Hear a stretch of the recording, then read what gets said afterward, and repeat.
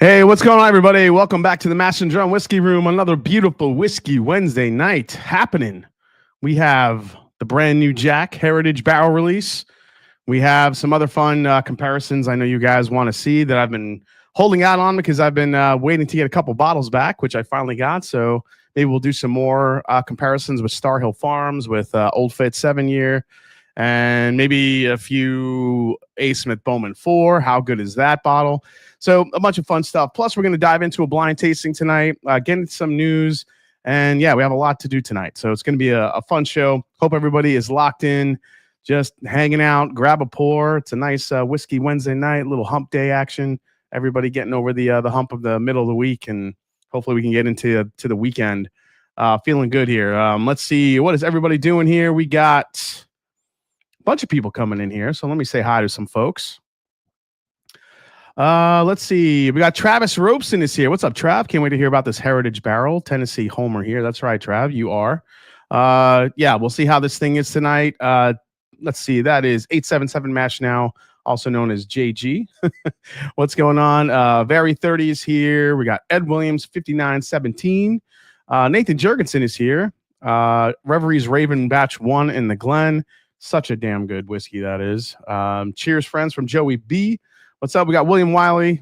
Can't wait for that JD to hit Georgia. We got Misa 2712. How does MASH get all the new releases so quick? I got good people that help me out.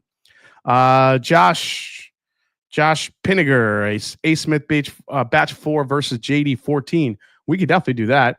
Stacy's here, 4-Leaf Whiskey, coming off a successful Dublin Irish Festival, I hope. 96 Milli Man, happy Wednesday, back from Aruba and back to the whiskey. Oh, Aruba, damn, dude. Mauricio Pastenis is here. What is going on, buddy? Bourbon's Your Friend is in the house. We got Top Jimmy. What's going on, Toby? Smoke and Firewater is here. Patrick Grelick is here. JR660, 6651 is here. Hey, that's me. WV Whiskey is here. What's going on? Chris Buzalencia, 1774, man. Long time no see. Hope you're doing well, buddy. Tim Cornet is in the house. We got Norman Conklin is here. We got Everett Jarvis. What's up, Everett? Let's see. Randall Erickson is here. Cheers to you. Nashville Mac in the house. What's up, Nashville Mac? Keith Stepanski. We got the Dr. Sped is here. A bit of Jack Ford. Man, everyone's getting some Jack in the glass. A. Smith Bowman Batch 4 is delicious. Can't wait to hear your thoughts. I have had it before. It is freaking incredible whiskey. Philip 168 is there. Is that what that says? Oh, Philip ST16. It's like Philip Street. Philip Steele 68. Not sure what that says. Let's see. Mark Hoyle is here. What's going on? Connoisseur Cigar. What is going on, buddy? Big Ange Knee Deep in the house. We got Dano B3249 is here. JR60651. I gotta see how I could fix these damn screen names. Everyone's different now. Sean 0201. Been catching up on clips of the last few weeks. Ready for a great show tonight. Finalizing my KBF plans this week. Cheers to all here. Let's go. Love it. That's right. Kentucky Bourbon Festival coming up. I'm not sure if I'm going to be able to make it this year. I'm trying. Ricardo Carroll's in the house. What's up, Ricardo? Nice size pour. The Clockwork Orange. That's the only way to drink that whiskey, with a nice size pour. All right. Much more people coming in. I have to kind of catch up here. I think I saw Tommy's here. What's up, Tommy D? Why is it showing the numbers? I don't know. YouTube changed something. About it. Having some Wheelhorse Double Oak. Roscoe P. Coltrane. He's loving that one. Mason Reed. Pee pee poo poo. What's going on, man? Osafaz. What's up? And Josh Fritz. What's up, Fritzy? Hey, Ben is here. Hope he's traveling safely. He's from Guadalupe, Arizona. Nice. What's up with the screen names? This is Bourbon Jerk. I don't know. They changed them all last week. We saw it. I'm not sure why that's happening, or if there's a setting that I'm missing when I'm setting up these live streams. But yeah. Drinking some Green River 250. This is Adam Shelton. Oh, nice to see you, Adam. What's going on, bud? Cheers, Jason and Whiskey Friends from Richie Z. Jason's one of those what? It's one of those screwed up chats with non-screen names again. Yeah, I don't know if that's if there's a setting that I can change that. I tried to look it up the other day. I didn't really find anything on how to change it back, but we'll just go with it. Should I fresh crack my Clockwork Orange? Or the shared pour Remus 7-year pick? Oh, damn. Dude, do the Clockwork Orange. Is that somebody that I see from Freeport, Long Island?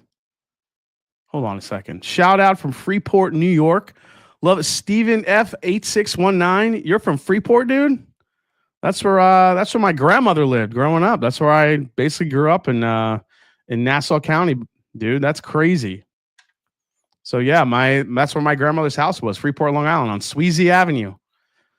No longer there, of course. But man, that's where I grew up, on that block, before I moved to Queens. So shout out, man. Nice to see you, Steven, from Freeport, my old stomping grounds. All right, so I'm just kicking off the night with a little Russell's 13. This is the new one. This is the spring 2025 batch. Just kind of seeing how this bottle has opened up a little bit. It hasn't gotten to the point where I'm not wowed by it.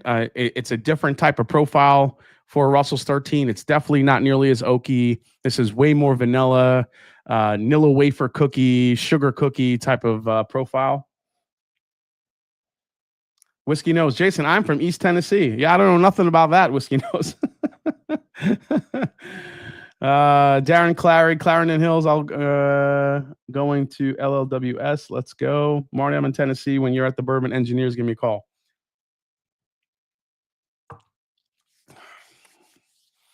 MT Dobbs says, what up? Having some Jack 14 with y'all tonight. Also going to try my new store. Pick Bottle 13 Colony Rye single barrel. Damn, dude. Just scored that Russell's today and took a small pour. So far, I'm loving it. Yeah, I could see people loving this whiskey. First of all, it drinks a lot hotter than some of the other Russell's 13s that we've seen, just because of the proof point is up on this one. It's the highest proof point in Russell's 13 that we've seen, but it's not nearly as oaky. This is a lot sweeter. It's hotter. It's a different profile for the Russell's 13, but I still think it's very good. It's actually getting a little bit more of like that nice like burnt orange peel that you get sometimes with Wild Turkey, but there's just so much vanilla in this to me. It's just like it's actually let's do a quick comparison. I was gonna say vanilla gasoline, which reminded me of the Jeffersons. So this, if you guys haven't seen my review yet, this is the Jefferson's 1/30th, and it's a limited edition. It's 130 proof. But it's the limited edition cast strength. That's basically what it is. This is one of those sneaky good releases that just appeared this year, and it's kind of I'm not going to say it's a hidden gem. I think the secret might be out on this a little bit, but there's no settings to switch it back. Oh, according to AI, it says Alec 5S94. Oh, well, that sucks. Oh, Travis, we're definitely doing some of this tonight. Yep, we're going to get into that. We're going to get into it. Okay. Hey, if you guys need to, it's a feature at Master and Drum. No fixing all handles for YouTube going forward. Information, your Discord. Oh, you can edit your on YouTube channel pages only. Okay, so I guess if you have a YouTube page, you can edit your handle. You once called it a sneaky little banger. I did. Thanks for remembering those exact words that I said. I appreciate that. A sneaky little banger. I think I did call it that. Okay.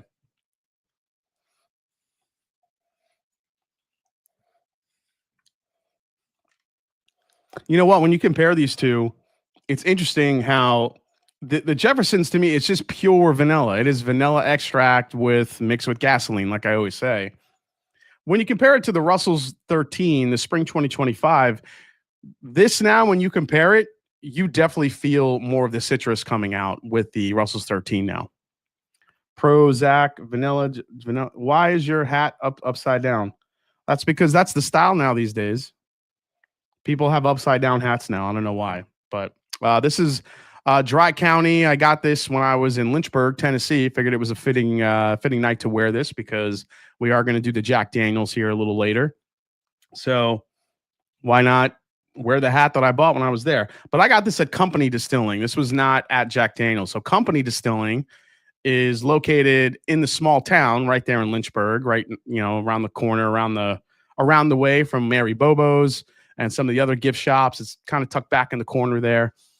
And they have decent whiskey there, but I walked in, I saw this hat, I was like, oh, this is pretty cool. So I grabbed the hat.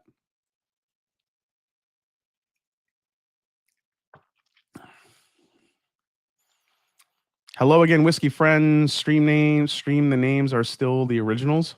I don't know, dude. Maybe they don't use StreamYard. I don't know.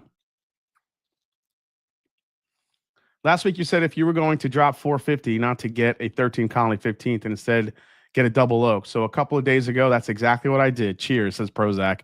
Nailed it. There you go. Hey, what's up, Wayne Arnold? What's up, Jeff Winbush? What's going on, guys? Yeah, I totally wholeheartedly agree with getting the double oak over the 15th. The 15th is good, but the double oaks I just think are another animal.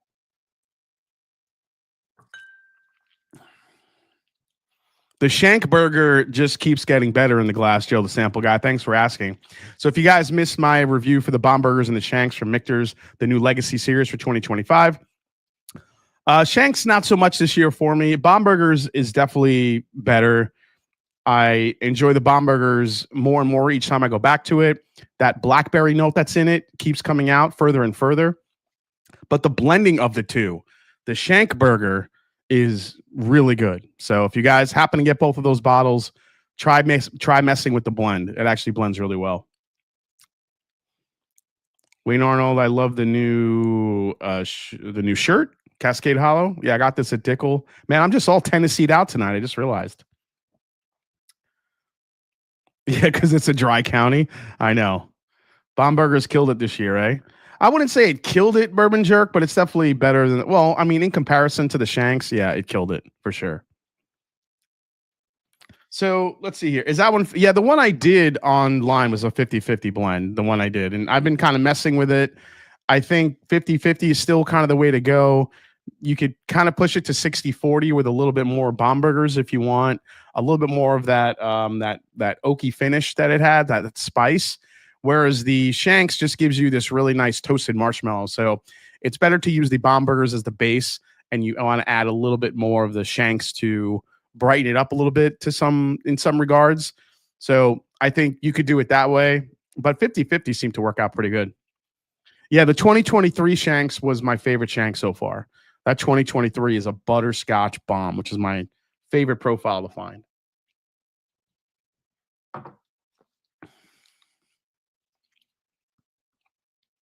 The Jefferson's has so much vanilla. It's so good. It's crazy. Yep. The Russell's 13 in this regard definitely has more layers to it. I'll give it that. But the Jefferson's 130th is not a bad little alternative. If you can't get the Russell's 13, look for this Jefferson's. It's still sitting on shelves in places. I see it. People are walking right by it. The Master Drums, it is refreshing to see you don't have your own merch on. Yeah, I don't always like to wear my own merch. I like to wear other stuff. So yeah. Yeah, I like to sport and you know why? Because it creates conversation. People like, where's that shirt from? Where's that hat? I mean, you see that happening tonight. I got to tell people about the experiences. You know, my own merch is really cool. I love my own merch, but this is really cool. Jason, why is Shanks called a straight American whiskey again? Is there rye blended in like a Borai? Yeah, it's the blend that they utilize. I think there is also some of the American whiskey casks that they use in those blends from the Michter's American, that type of whiskey where it's used barrels instead of new barrels. But I think particularly this year they went with a lot more rye in the blend. So that's probably why it's not a bourbon. The Master Drum, do we know if the Jefferson's 130 is supposed to be a regular release? Right now it says limited release, Top Jimmy. What kicks tonight? Oh, I'm glad you asked, Dustin. I got some cool ones for you tonight. JH, you tried the new RCLR batch 3 from this year yet? I just received a bottle. Well, hold on. Never had prior releases, so hoping for something special. RCLR. Oh, rare character. Is that rare character? Matt, clue me in on the acronyms. RCLR batch 3. I feel like I'm always behind on all the acronyms. I bought 5 Junior 130, and it's by far the best junior to date. Nice. Are you going to try and grab the old Commonwealth 10-year? I'm going to try Captive, but I never hit those. Jason, did you hear about the Cedar Ridge 20th anniversary blend? Includes straight bourbon whiskey finished in Tokai Report double barrel. Yeah, I believe. Oh, it's available online. Oh, I'm gonna have to go check that out. I believe Quint mentioned that. Have you had any Old Sport offerings yet? I think most of it is Wild Turkey distillate. Can't say I've come across Old Sport yet. Man, still a bunch of brands coming out. Currently watching the live from a plane. What's up, Spiteful Bum? Safe travels. Matt's Palace limited release. Oh, the rare character limited release. Number 3. Batch 3. I do have one over there. I'll have to see what batch it is, though. I don't know if it's 2 or 3. It's one of the red top ones, I'm assuming, Matt. Old Sport is a new single barrel program offshoot of Old Carter by Mark Carter. Oh, I'm going to have to talk to him about that. Jesus. I did not know that. Jason doing the double bass Jefferson cast, doing the double bass Jefferson's cast for Blanton's foolproof 128. I actually, and this, this might be bad, but I have no Blanton's straight from the barrel left. No Blanton straight from the barrel left. I'm going to have to grab a new bottle of that somewhere. Do you like Blanton's Gold? It depends. I've had some pretty good single barrels of Blanton's. I mean, obviously, they're all single barrels. But I don't know. I don't think I've ever had one that just blew me away. I think the straight from the barrel does it for me more. So if I'm going to pay the extra money, I'm just going to go straight from the barrel rather than Blanton's Gold. Can't wait for the new Cedar Ridge going to be there for the anniversary party. That's awesome. Okay.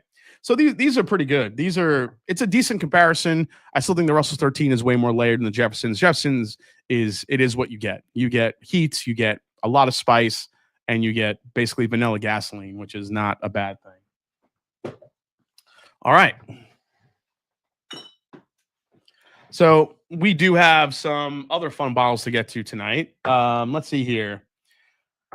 So before we get into, let's see, how am I going to navigate this tonight? I have a really cool blind tasting I want to do. We got to get to the Jack, and I'm sure you guys are going to. Travis Robeson had a great idea to do a quick blind with that.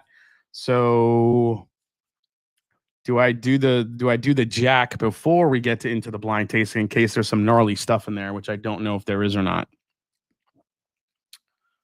So you know what? Yeah, we'll save the blind tasting just in case there's some craziness. But for right now, I'm gonna crack open this one new bottle before we get to the Jack, which is from Woodinville. This is the Woodinville 9-year bourbon, which. So funny story. Woodinville sent me their 8 or 9-year rye, and honestly, if anyone from Woodinville is watching, I'm sorry, but that whiskey was undrinkable for me. I couldn't. It smelled like Sharpie marker. It smelled like Elmer's glue. It tasted like silly putty. I mean, it was a shock to the senses. The rye. I don't listen. I've heard a lot of mixed reviews about it. Some people see it's really sweet. It's really approachable. It's got all this flavor, and I'm like, yeah, but I'm not. I'm sorry. I just wasn't getting it. I was just getting a lot of very off-putting notes, and I couldn't even do it. It was so bad. So kind of pushed that to the side, but then this thing comes to the door, and I remember last year when their 9-year came out, I did enjoy it. So we're gonna crack this open, and we'll see how this one is. Top Jimmy sending out the gifts already, guys. Gifted 10 Mash and Drum memberships. Thank you so much, man. 9-year, the 8-year bourbon was awesome. Hopefully this hits. Yeah, the 8-year wasn't bad. So I still have the 8-year hanging out somewhere. I might. If I don't, it's probably over there. But I'm gonna get into this one. Luckily, there's a tab here, which should be. Why don't I ever pre-open these? I sit there and you guys have to watch me struggle opening this shit. Sharpie marker is the worst. Is the worst note ever. Yeah, I mean,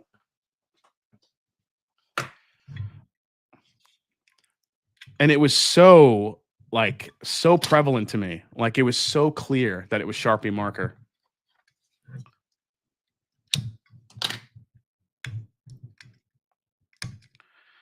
Oh my God, what the hell? Oh, let me try this. Let me try to go this side. Okay, that'll work. There we go.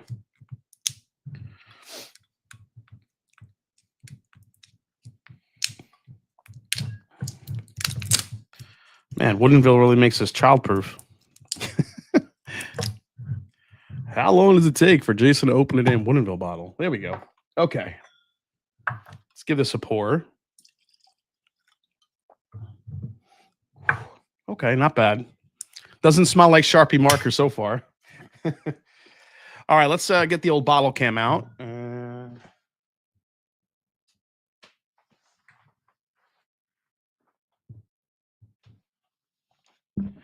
All right, you guys can get a look at this bottle right here. So this is the new Woodinville 8-year. Here we go.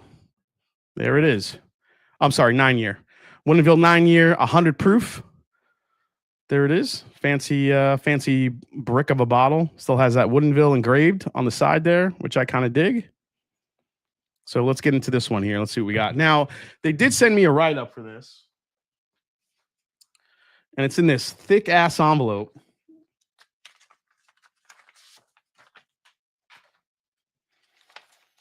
This is, I'm not going to read all this. I'm just going to look for the, that's a weird first sentence. After 10 and a half years of experimentation, the Woodinville 9-year-old straight bourbon whiskey is ready. This is $130 retail, released August 23rd, exclusively at the distillery, followed by a national rollout in the following week. All right, the enclosed fact sheet gives you the complete details on this, okay? Aged in heavily toasted, lightly charred barrels made from 24-month open-air seasoned staves by Independent Stave Company, and advanced bottles enclosed, which is here. Thank you so much. Let's see. Harvest release, blah, blah, blah. No. Okay. It's been aging in Woodinville's barrel houses in Quincy, Washington since 2016 in heavily toasted, lightly charred barrels made from 24-month. It has a mash bill of 55% corn, 35% rye, and 10% malted barley, which differs from the Woodinville flagship straight bourbon mash bill. The first 500 bottles, okay, will be available Saturday, August 23rd at 10 a.m. at Woodinville's annual harvest release and 15th anniversary event. Okay. All right, let's get into this thing. Yeah, I'm not reading the rest of that. It's quite a story in there. All right, let's see what we got here. Real quick, I know somebody asked me about my sneakers, my shoes. I'm rocking a new pair. It's my new favorite pair of shoes I have right now. These are the Kobe Bryant Total Oranges. Look at these beauties. Oh, baby.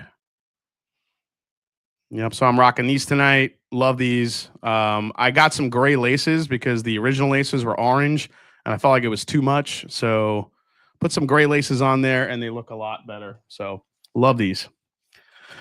Carl from 03. Good evening from San Antonio. Enjoying the new Elijah Craig BP 525.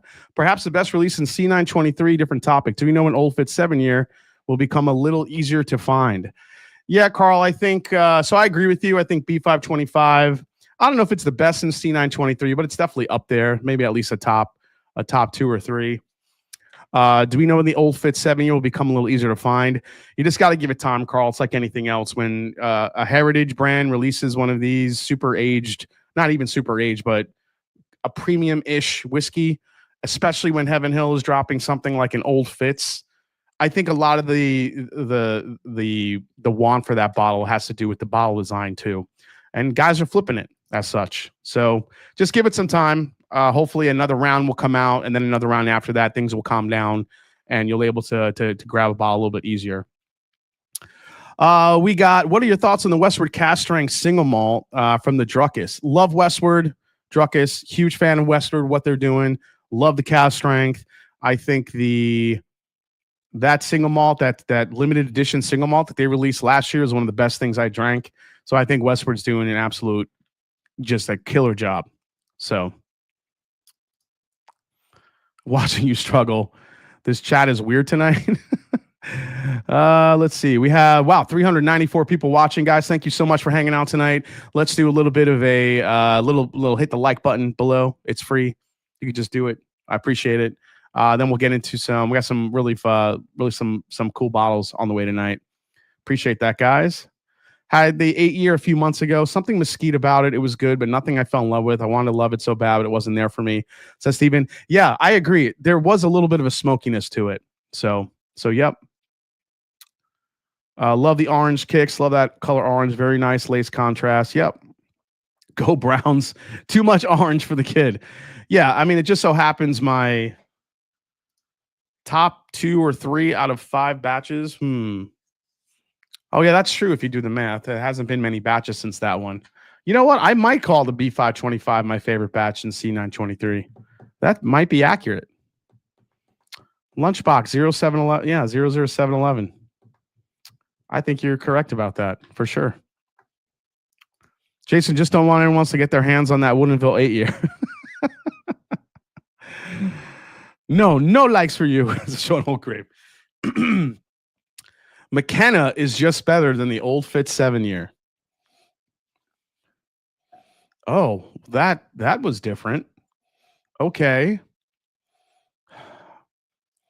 All right. So this has a little bit of that. What is that smell? Not silly putty, Play-Doh. Play-Doh. It smells a little like Play-Doh. But when you break through the Play-Doh, there's definitely chocolate. You know, what's interesting is that it comes off malty, but it's not a huge malt in the mash bill. There's not a lot of malt in the mash bill. So, but it's coming off like that chocolatey. It almost smells like it's stouted, almost like it's a stout beer in a way. Is it salty? It's not salty. How does the Woodinville to Knob Creek 9-year? I guess we'll find out. Got into Westland when I was stationed in Washington. Loved dark chocolate mocha taste of their single. Yeah, absolutely, Christopher. They definitely have a big chocolate punch.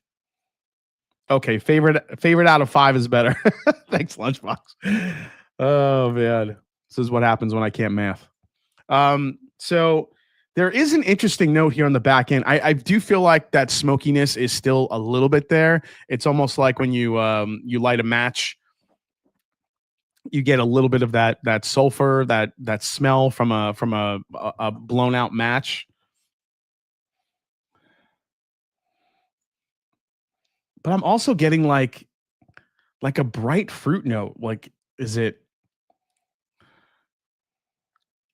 There's something almost tropical. It's not pineapple. Is it mango-ish? Is it? There's something very bright and fruity there. Is it banana? Jason, have you tried that Hogback Eclipse rye yet? That 80 she was freaking out about? I haven't had that. I have to find that bottle that he was freaking out about it. So let me give it a try here. Cheers.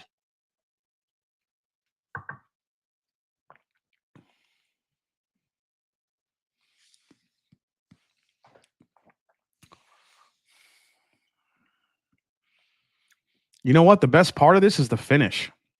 The finish is where you get a lot of caramel. You get that smokiness, but it's like a sweet smoke. It's almost like barbecue. The chocolate is there. The front of the palate, though,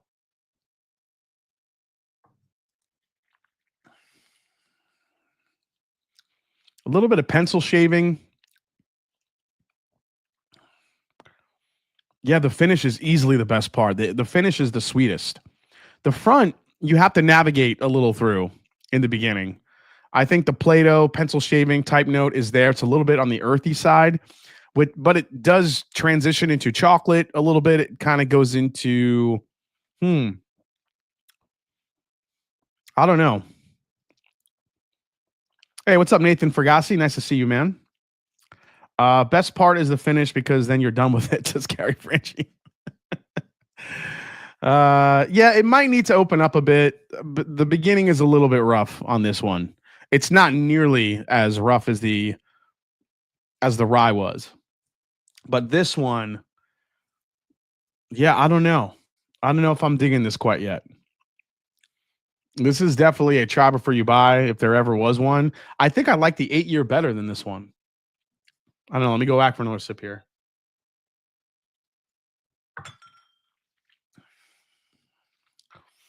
I did get to try the Lasso Motel 18 year. I did. I finally got to try that thing. It's a damn good light whiskey. I'm not going to say anything because I'm going to get myself in trouble. I'm just going to shut up. I'm going to shut up. I'm not saying it.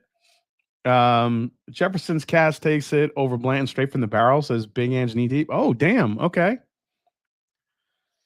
Yeah, I'm going to let this open up. This isn't really doing it for me. I'm going to let that open up a little bit more because I feel like it needs it. All right. I'm going to need some water.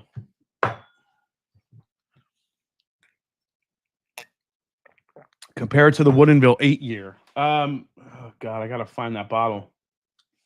Let me see if it's over here.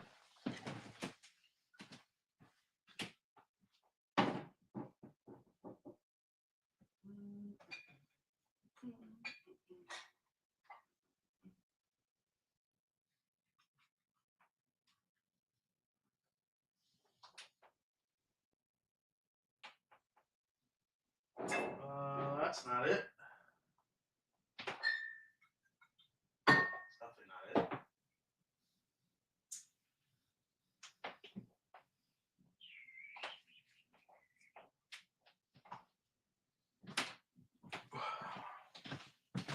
Hold on.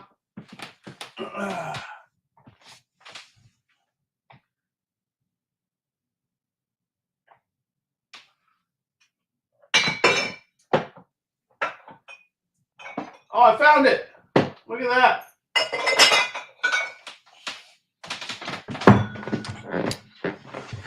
I didn't fall. I literally meant to get down on one knee. Just saying. All right, let me get the 8-year out here. Oh, I love McCarthy's. Whoever just mentioned McCarthy's single malt. Fantastic stuff. All right, let me go with the Woodinville 8-year here. Oh, see, the Woodinville 8-year just smells so much better. I don't get any of that off note. Have you tried any of those newer River Roots stuff?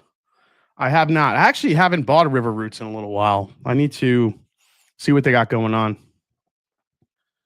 I need to see the drum vault, but an image to what to what I'm I don't know.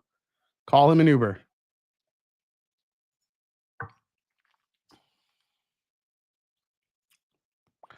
Okay, there's shades of the 9-year and the 8-year, but you know what the 8-year has that the 9-year doesn't have, at least yet, is like a nice little root beer float note. It's smoky. It's like smoked root beer in a little bit of a way. It's sweeter. It's not nearly as earthy, and it doesn't have those weird pencil shaving Play-Doh notes at all in the 8-year. I have to go back and look. I'm not sure if this is the same mash bill as the 9-year, but this just seems to have a little bit of a more of a universal flavor profile I think people would like. The 9-year, I think, is just a little bit. There's a lot going on in that 9-year. You have to have a specific type of palate that you're going to really love that whiskey. What could be contributing to that Play-Doh note? It could be the malt, it could be the yeast. I am gonna go with the grain because the grain that they use is grown in I think in a nearby farm, the Omlin family farm. So I'm gonna go with the West Coast grain. West Coast grain typically has a little bit more of a richer, not a richer, I should say, but more of a distinct profile. So I'm gonna go with that grain that's being used is probably suspect number one, yeast probably number two, and then obviously where it ages is a huge part of it. But I'm going to go with the grain, I think, because they're not sourcing it from, Kentucky or any other local farms that we're kind of used to drinking with whiskeys coming out of Kentucky. But if they're getting their grain from the West Coast, I think that's got a lot to do with it. So William Wiley, the nose was close to that Woodford Reserve 5 malt stouted mash. It was close, but it's not as harsh. And honestly, that Woodford stouted mash release ended up being not too bad with some airtime because it got real chocolatey, it got coffee, it got some flavors that I could drink and I enjoyed. That one, however, this Woodinville 9-year, it'll be interesting to see if that happens. But right now, I like the 8-year over it. There's just a little bit more universal flavors I like. I like that root beer note that it's got. Kind of like that smoked root beer.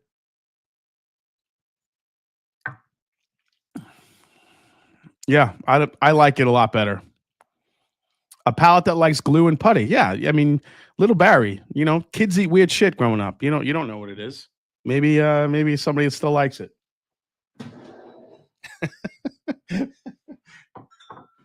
By the way, that was probably the most New York thing I've said in a long time. Kids eat some weird shit. So, all right, just want to pull up and say hello. 3A comes quick, Kumar. Take care. Says Nathan Fergassi. Oh, cheers, man. Thanks for chiming in tonight. Yeah, I think the what is this? Jason, Jason, Jack Daniels triple mash is Play-Doh note heavy. Oh, I could see that. I could see that for sure. When I was at the distillery last month, they had sourced 10-year one-off of Dickel. That was pretty good, says Terrence Scott. Terrence, you talking about Woodinville? Crayon notes. Yeah, 100K subs. We did it. Cheers. Actually, I'm almost at 101,000, which is pretty cool. So, all right. Speaking of Dickel, tomorrow, I think tomorrow you guys should see my video of my complete George Dickel single barrel pick experience. I think it's something that I wanted to show everybody because it's a very unique place. No matter what you feel about the whiskey, I just think it'll be cool for people to kind of get a behind the scenes of actually what it's like out there at Cascade Hollow, the distillery. You guys could see the small nature of it, yet the amount of barrels they have, it'll be pretty cool. Not so much a documentary style, but a little bit of a documentary style type of video.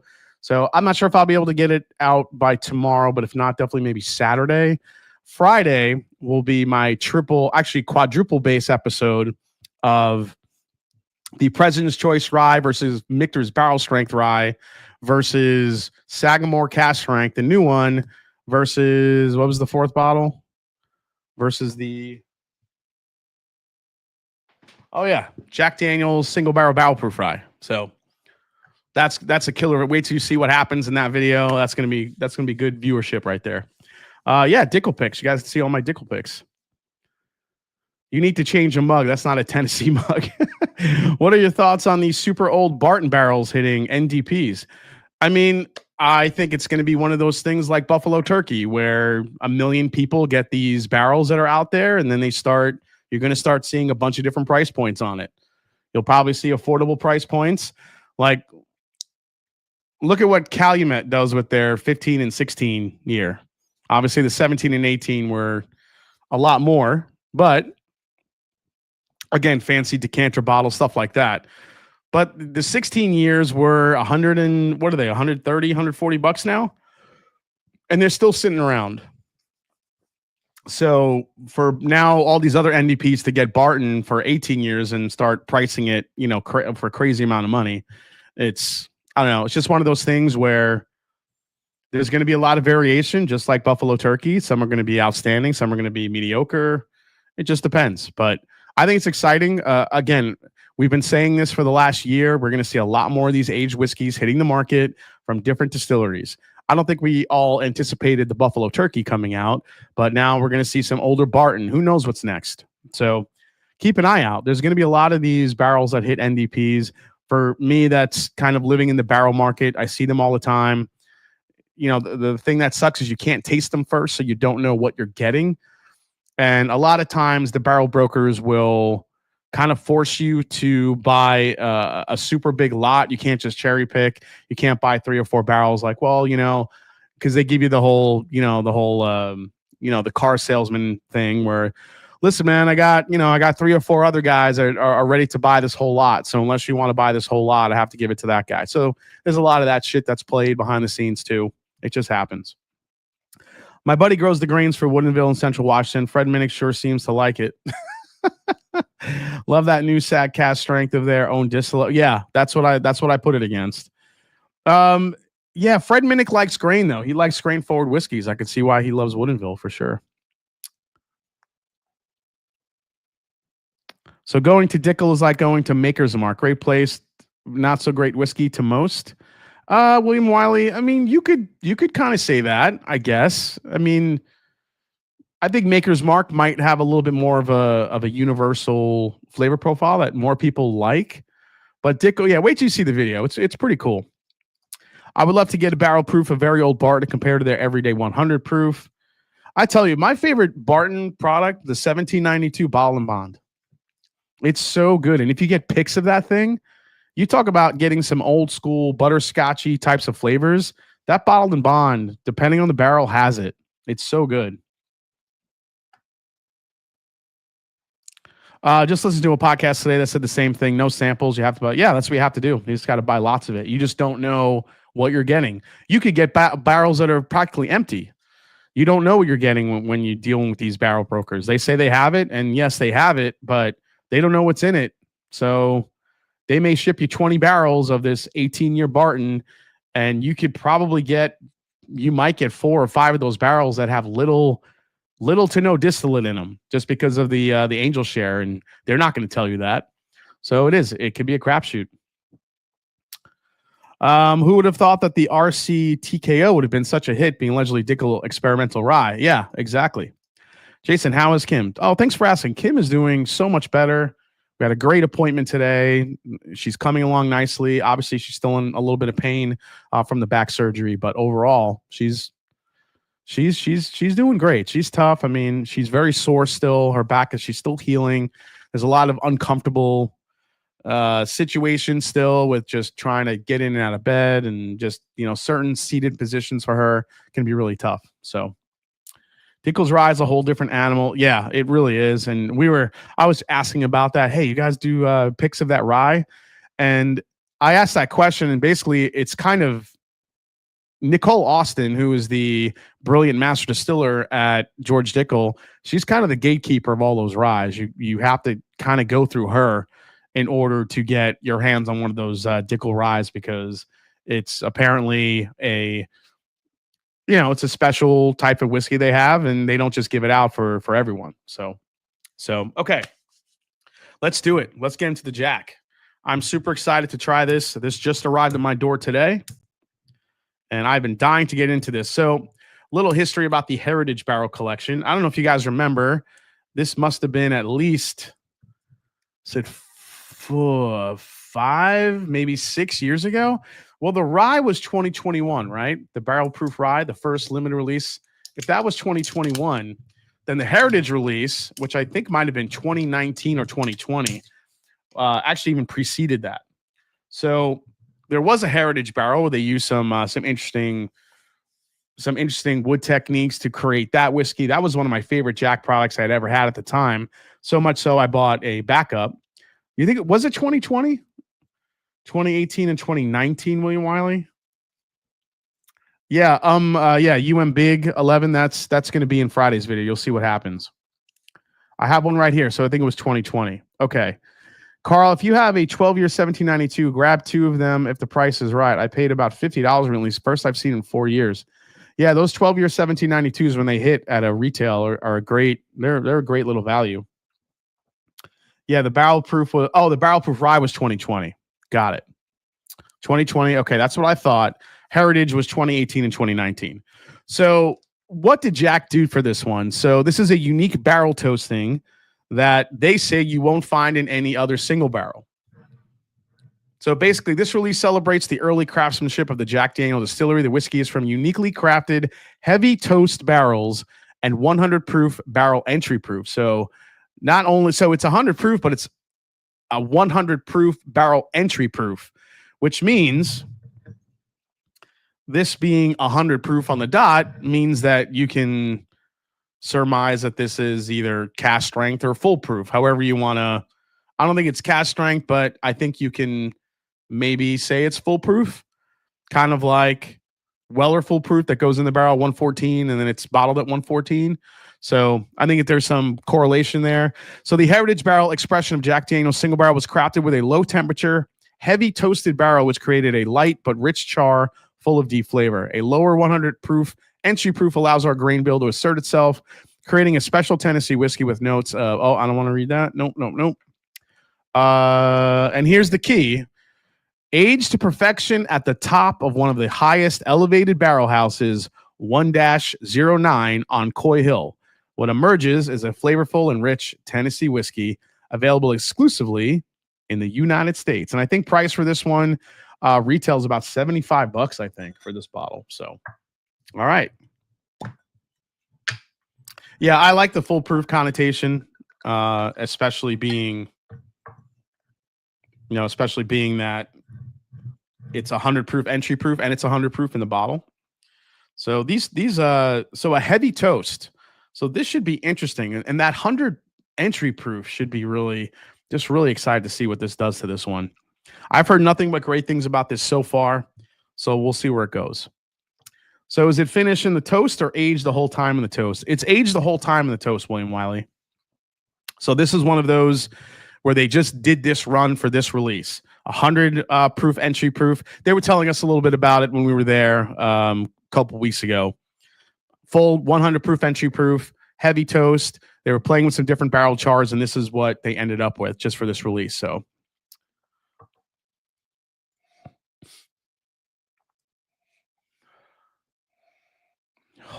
it smells glorious.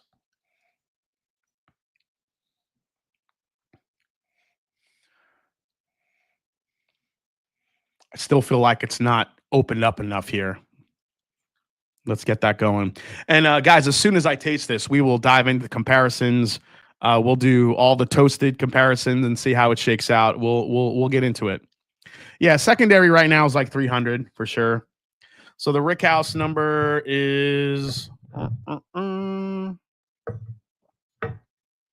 does it say? It says barrel number. It says barrel entry. So barrel entry is interesting. 7717.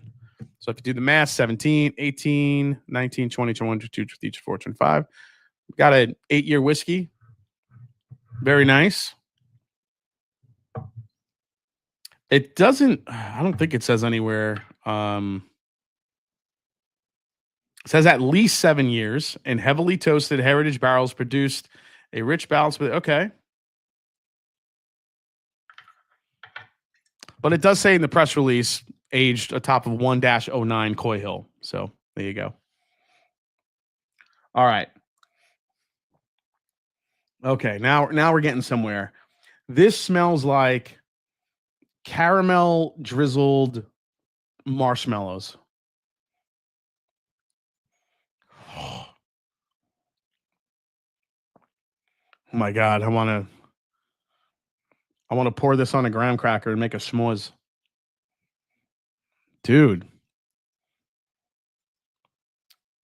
Little bad. Before you get too far into comparisons, don't forget the 4 sample blind. I actually have a 6 sample blind to do. The description just sounds delicious. What the heck? Yeah. The marshmallow note on this is strong, but it's borderline burnt marshmallow. It's not a light marshmallow. I think that's probably in part due to the heavy toast. Let me give you guys a little. Oh, there it is. Jack Daniel's Single Barrel Heritage Barrel Tennessee Whiskey. Toasted barrel. There you see the 100 proof point. It's that shape that everybody knows and loves from Jack Daniel's. I love the blue. Something about that blue and gold just goes great together. So, yep.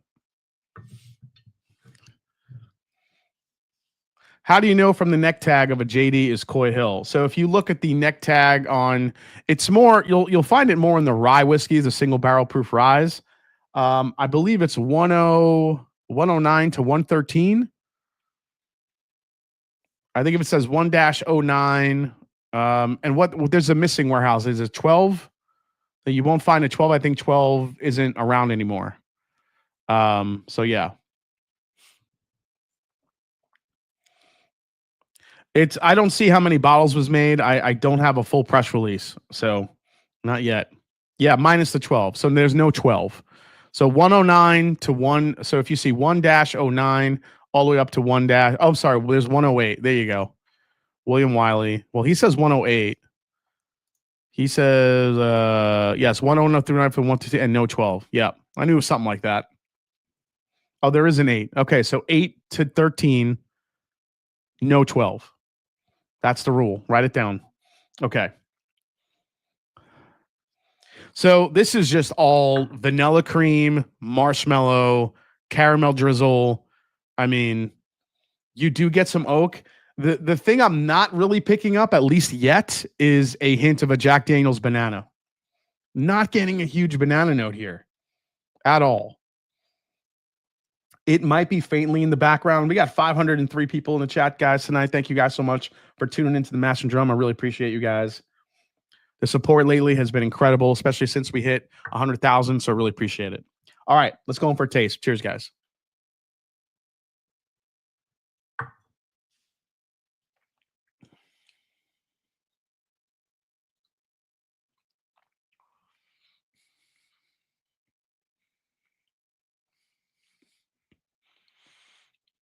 So for 100 proof, this thing has some really nice texture to it. It's got really great viscosity. That's the first thing that jumped out to me when I first sipped this. It does stick to the sides of your palate a little bit. Even at 100 proof, it's not the most viscous in the world, but I think for 100 proof, it's got some good viscosity to it. But here's the kicker. It hits the front of the palate, and then all of a sudden I'm just like vanilla, marshmallow, sweet. And then it gets into like this raw pecan note right on the very back end, straight up pecans that hits you right in the kind of towards the back end of the palate. It's Jack Daniel's sometimes can get a little bit of a nuttiness. Like we just did a pick and there was a lot of chocolate. I think somebody called out a little bit of a peanut butter in it too. So I think Jack does have that capability of because regular Jack number 7 to me, old number 7 tastes like that.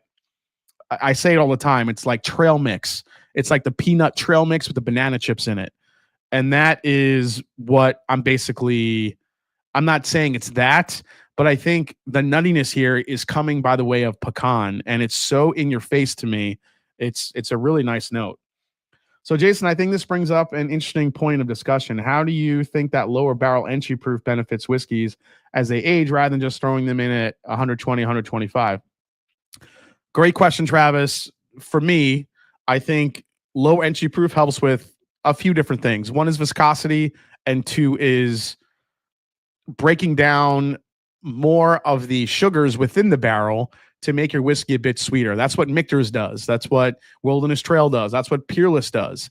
And if you remember back when those distilleries kind of started up, everybody was raving how good those whiskeys were at a younger age, because they went into the barrel at a little bit of a lower entry proof. Yeah, I do think there is obviously there's barrel management there. There's grain management. There's obviously other factors that go into all of it. It's not just a one-man show when it comes to aging whiskey. I still give the nod to the barrel where you get most of the flavor from. But I will say that lower entry proof does really help, I think, with viscosity and a sweeter whiskey at a younger age. I think the water that gets added pre-aging is what helps break down some of those wood sugars. And I just think that it just provides a much better whiskey. Now, it's a more expensive process because think about it, guys. If you have a run of however much distillate that you made and you got to fill barrels, if you're going in at the maximum of 125, you're going to need the limited amount of barrels to fill all those barrels up. Now, if you're doing a low entry proof, this means you're making your volume a lot more. And now you have to buy more barrels because you're adding water to the distillate before it goes in the barrel. So now I need more barrels. So it's more expensive to do it that way. But if it's done right, you can really pull out some interesting flavors and a little bit of a sweeter profile at a younger age. And it gets even sweeter and sweeter and sweeter as it ages up. That's why old wheated bourbons were so good at back in the day, because they did go in at a younger, a lower entry proof. And that just really, it happens.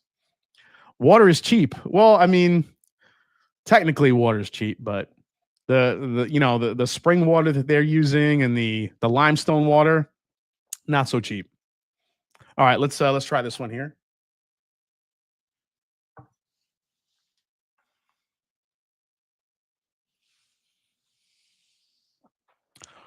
It's just this isn't going to blow your mind. I'm listen, I'm just being straight up honest. This isn't going to blow your mind. But what this is going to do is, listen, if you're a Jack Daniel's drinker and you like big, bold, you like the super high proofs, this isn't going to do it. But what this does have is a really, really rich and exaggerated, like toasted barrel sweetness to it. And my favorite part about this whiskey is that there is none of that aspartame bitterness that I get in a lot of toasted whiskeys. This is all sweet, syrupy candy. That little pecan note on the back end of this is the chef's kiss. That's what makes this for me. If it just had the toasted marshmallow and vanilla, I'd be like, I've kind of tasted it before. But that pecan note on the back end, I think, is what is making this for me. So sounds like a great summer whiskey. Yeah, this is a very, very crushable. Here's the thing. Like if you guys out there are lucky enough to grab one of these, you're going to crush this thing. It is sweet. It is approachable, yet somehow it's syrupy. There is some complexity to it, but the wood sugars in here are really, really sweet. The front of the palate is just all marshmallow, vanilla, a little bit of a light caramel, but that pecan note is just so good. It's not about water being cheap. It's about the increased volume you have to account for by using it more when compared to proofing it.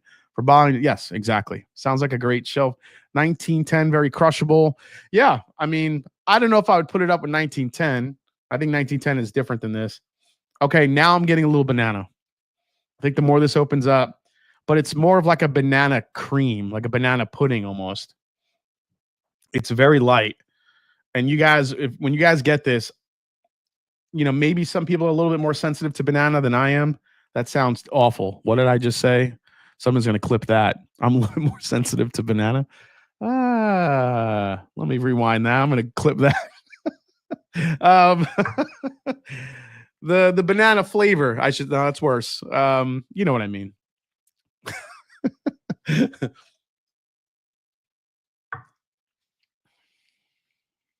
This is a great cigar whiskey. Probably a perfect campfire whiskey. Man, you could crush this. You got an allergy? Yeah.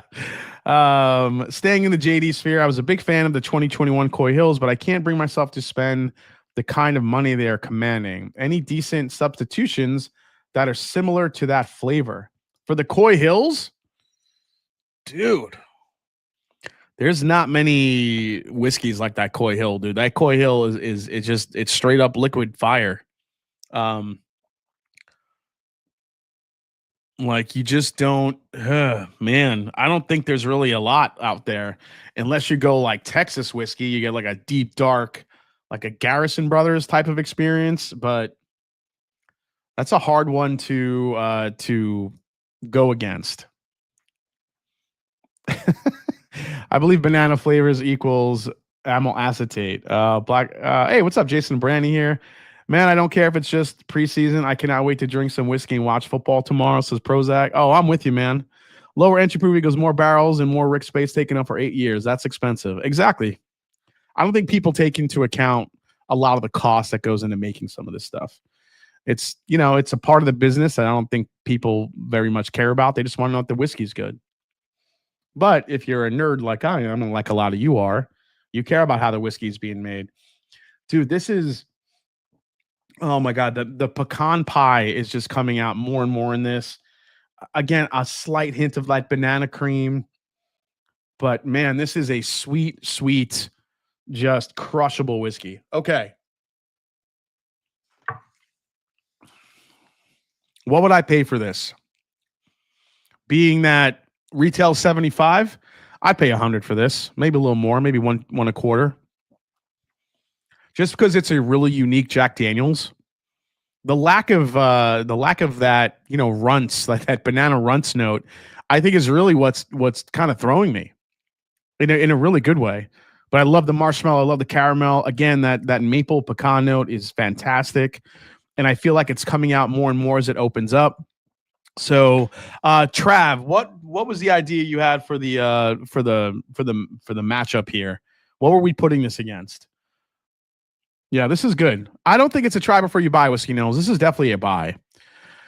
So it's a buy, I think, if you just love Jack and you don't mind sweet toasted whiskeys. This might be one of the best toasted whiskeys I've ever had, to be honest. But that's coming from a guy that doesn't really like toasted whiskeys. So don't go by me saying that it's like this amazing toasted bourbon or toasted whiskey, I should say, because I do think it is. But I'm not really one that has had a lot of toasted whiskeys because I just don't really like them all that much all the time. But for me, this does not have that weird off-profile aspartame note that I hate from toasted whiskeys. So if you don't like most toasted profiles like EC Toasted, would this be a lot different? I think this is a lot richer than EC Toasted for sure. I think this has more levels of sweetness going on than EC Toasted. There's just something to this that's a little bit more. It doesn't have a ton of depth, but the flavors in here I like more than the EC Toasted. That's really. Is this comparable to the 2019 Ellie Heritage? Payne Blair, that's such a good question. And unfortunately, I finished my Heritage release from 2019. That bottle is long gone. I wish I could have compared it, but I can't remember, honestly. I would have to go back and look at my review and the tasting notes and see if it was close. Do you have any of the Heritage Rye from 2023 left? What would be a good to put next to it? The Heritage Rye. Not sure if I have that one. Penelope Toasted, maybe. Okay. Love Michter's Toasted. That's being kind to Garrison. Yeah, maybe it is. Where's not sure if he put it in the chat yet. Hey, Donald Rance is here. What's going on, man? Sounds like a Dairy Queen banana split top with butterscotch. I mean, probably less butterscotch, but yeah.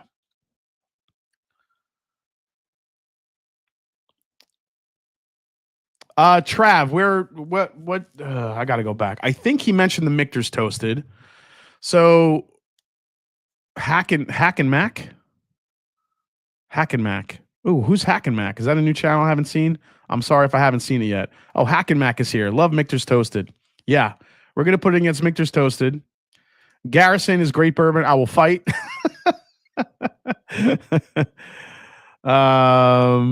Okay, yeah, Trav Robeson, if you're in the chat, let me know what you called out. I think I'm going to get. Oh, we are new. All right, Hack and Mac. I will definitely check you out. Give them a sub, everybody. Michter's Toasted is mid. You tried the Penelope Black Walnut Old Fashioned yet? I have not. I did see a press release for it, but I have not tried it yet. Black Walnut Old Fashions are my favorite type of Old Fashioned, so I'm excited to try that one. All right, so I'm going to pull a Michter's Toasted. What else are we putting this against, guys? Michter's Toasted, 1910.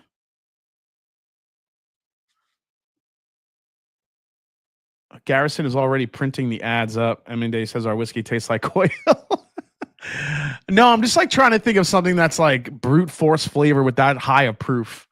I think Garrison Brothers fits that bill. Now, whether that's a flavor you like or not, that's up to you. Lily says, hit the like. Extra old 1910. Peerless Toasted. Never had it, but would like to. Oh, Peerless Toasted. I think I have that. Hold on.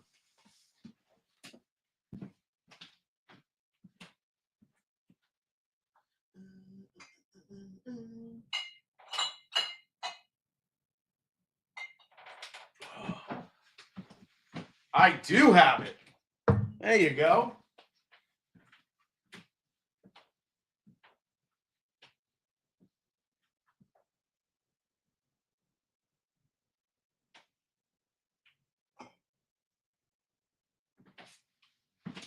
How about some Michter's Toasted bourbon? What else? What else? Are you talking about Cowboy Bourbon from Garrison Brothers? Yeah, Garrison Brothers. Oh, the Master's Keep one? We could maybe do that. Penelope Toasted. Yeah, okay, Penelope Toasted.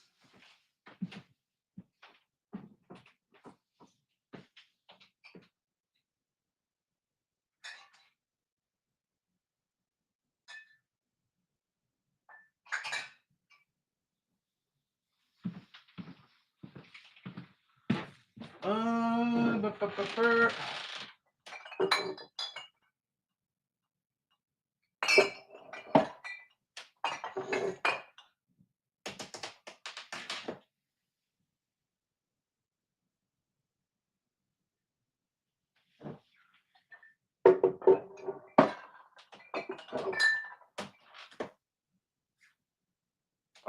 toasted. All right. All right, let's put it up against the, let's try these four here. Oh, ASW toasted. Do I have a new ASW toasted down here? I probably don't. I think I have ASW toasted upstairs. Well, actually, what's this one? Well, that's just a bourbon. That's their bourbon. Okay, but I don't think this is their. This is the Encore, the Fiddler, but I don't think it's toasted.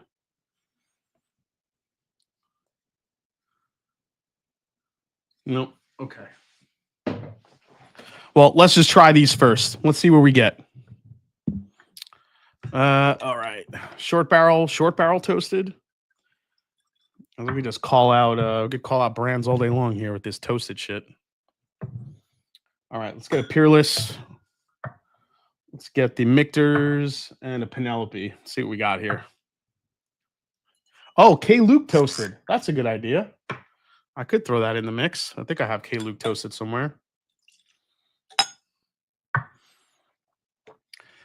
Now the Peerless toasted, this one comes in at 111.1, so a little bit higher. The Michter's toasted comes in at 91.4, so a little bit lower here.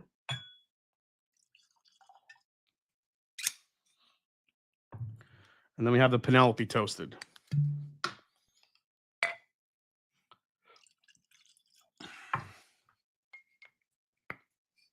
Let me see if I have that K. Luke one.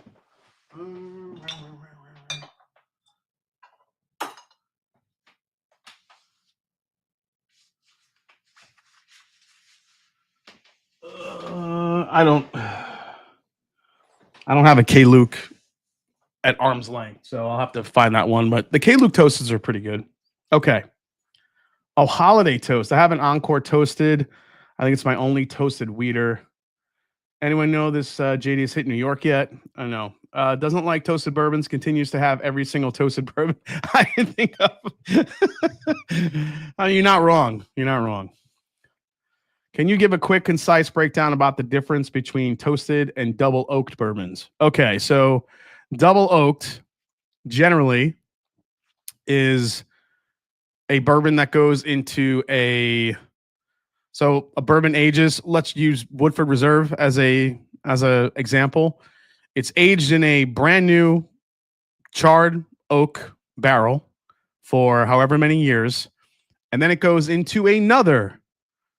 Either I think you could do a used one if you want to, but it goes into another charred barrel along the same lines as the first barrel. So you get that double oaking. You get now double oaking and toasted could mean the same thing, but some people will say toasted versus double oaked because toasted essentially is double oaked. It kind of means the same thing. What's different is the char versus toast level. Now, most times when a barrel gets charred, it gets toasted a little bit before it's fully charred. The toast is what brings out the wood sugars, the vanillin. It gets all those sweet components to the surface of the wood before it gets charred. So there is a level of toast and char that happens pretty much in every barrel. Now, when you talk about toasted, what normally toasted barrels are, if a brand wants to say it's toasted, it just means that they're going a little bit extra heavy on that first step where it's more of a toast instead of a char. So this Jack Daniel's, they didn't char the barrel at all. Actually, I think that's what it said, right? Heritage barrel, a low temperature, heavy toasted barrel. So they went in low temperature and they just toasted it heavily and they didn't char it. So all those wood sugars they really brought to the forefront, which makes sense because it is a very sweet whiskey. So a lot of those marshmallow notes and all those really come into play when you're using a heavy toast versus just going in for a straight char and double oaking it that way. So there you go. thing. I've always thought they were pretty much the same thing, just small differences. Yeah, you could say that a toasted barrel is double oaked. Essentially, it's going into a secondary barrel. It's just the treatment that they give the barrel, which will give you a toast versus double oaked.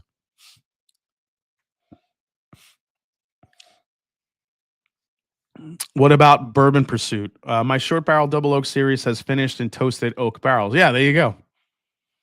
There you go. So double oaking can encompass toasted as well. But I think it's really just about what you want to market it, how you want to market it. Great breakdown. When we visited Old Louisville, they explained it exactly like that. Yep. They basically bake the wood before applying any char. Yeah, Jason about to be quad toasted. Yeah, pretty much. All right, so I'm going to go back into the Jack Daniels here because I just think it's getting better and sweeter. Oh my God, guys, this thing just smells like candy. Liquid. It's literally fluffer nutter. Fluff, marshmallow all day long. God, that smells good. That is a candle. That is a whiskey candle. All right, 503 in the chat, guys. Thanks for hanging out tonight. We still, man, time flies when you're drinking great whiskey. Okay, let's go to the Peerless. The Peerless is a lot less sweet, and it's definitely more smoky. I get a lot of a little bit of a smoke-driven effect here, which I don't mind. Not so much pecan here, more of a heavy. I'm actually getting cherry on this. This has a dark fruit note to it. Lots of cinnamon on this as well. That's a cherry cinnamon bomb. So this is whiskey and not a bourbon since it was never aged in new charred oak barrels. Just getting a rise out of you. Jack Daniels is bourbon. Dude, don't start shit in the chat. Is it actually a shelfer? I'm getting a lot of conflicting info. Is what a shelfer, Malthus? Let's go to the Michters. So the Michters is probably the one out of the first three that can compete with the sweetness of the Jack. I think the sweetness is very much up there, but I also think there is some correlation with how this is made. You have the low entry proof. They went in at 100 for the Jack. Michter's goes in the barrel at 103. So it's very close. So that sweetness is there, and it just shows you the difference when you talk about entry proofs. But I do think Peerless goes in the barrel like 105 or 106, something else really low. Let's go to the Penelope.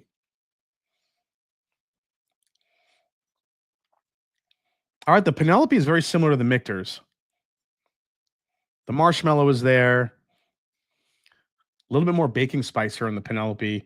And the Penelope is a little bit more grain forward, so maybe a little bit of a younger whiskey here. The JD is a new core product. It should be a shelfer once hype dies down. I just hope it isn't core like Weller is core. I mean, yeah, I mean, when I do the full review for this, hopefully I'll have a full press release in mind here. I'll have all the info. Difference between charring and toasting a barrel for whiskey lies in the intensity and duration of the heat application. Yes and no. I think AI has a little bit wrong to that aspect because there's a difference between charring and toasting, how much you leave it in the toast versus how much you char it. There's intricacies that's not that simple. All right. I'm going to go reverse order here. Let's start with the Penelope.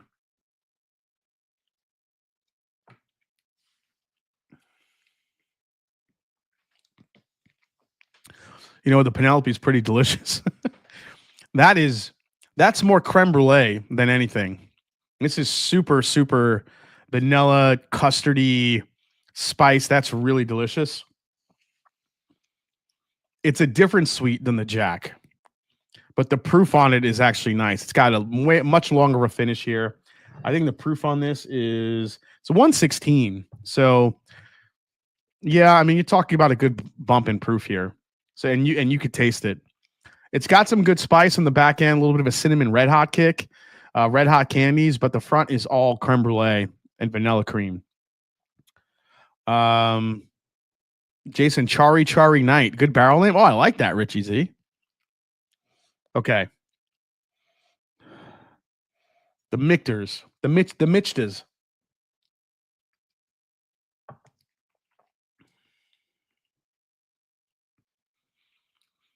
It's got the sweet. It doesn't have the viscosity. It's so thin on the palate. That's the issue with the Michters. Michter's good. It's a great, no. People overpay for this bottle, unfortunately, because it's a toasted Michter's. It's kind of the one that kind of led the whole toasted revolution in a way. Michter's, you could argue Michter's did it first, or was the first one to really market it as a toasted type of finish. But yeah, the marshmallows here. I do prefer the rye. It's barrel strength. I would love to try this at barrel strength, also toasted. We haven't seen that from Michter's yet. All right, let's go to the Peerless.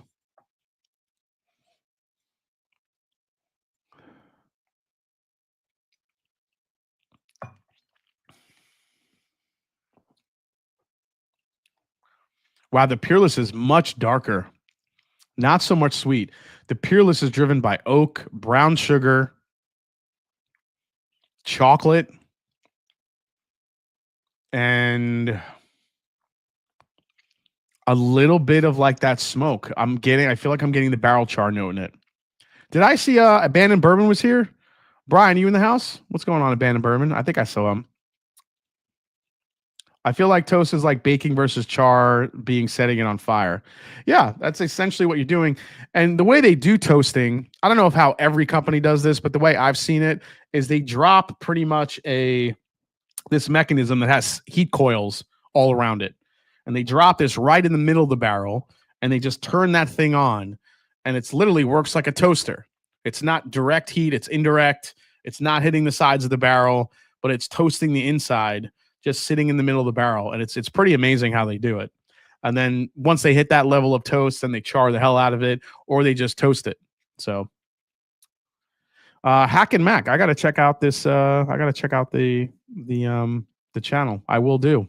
Jason was thinking about grabbing the Dark Arts Oloroso sherry. I feel like you reviewed this, but can't remember any good. Yeah, I'm a huge fan of the Dark Arts finish stuff. I would probably say if you're gonna dive in, the sherry one and the French oak one were my favorites. So yeah. Hey, there he is. What's up, Brian? Nice to see you, buddy. Guys, please follow Abandoned Bourbon on Instagram. He does some great content on there. He's usually joking around with the guys over at Pursuit Spirits, which I love seeing those videos. Think of toast versus char like reverse searing steak. Oven equals toast, sear equals char. Yeah, that's a good way to put it. And then back to the Jack. Excuse me.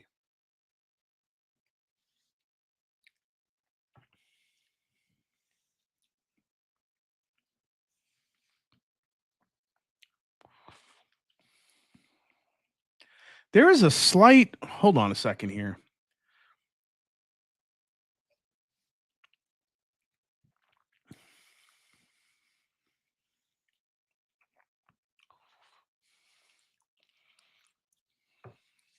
It's going to sound weird. There is a slight dark fruit note I'm picking up, or like a dark, like fake fruit candy that I'm getting in the mid palate, whether it's like a Skittle or a Starburst.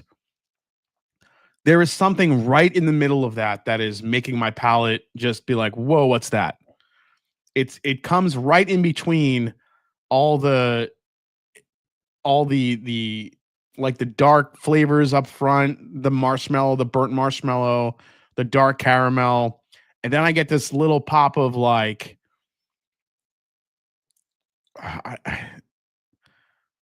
it's so crazy. Like I just got it.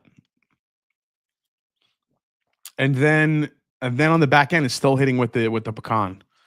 I gotta say, I think the Jack Daniels might be my second favorite in this blind next to the Penelope. But this Penelope, this is a pick because I don't think I have the regular toasted. This is a barrel pick, and it's really good. But I would put the Jack Daniels right up there with it. And the thing that the Jack has over all three of them somehow at the lowest proof, well, actually the Michter's is the lowest proof, but it's the viscosity it has. Do not tell me bourbon tastes like Skittles. I'll buy it all and you will never see any of it. It's not, yeah, Jayhawk, it's not Skittles. It's, hold on.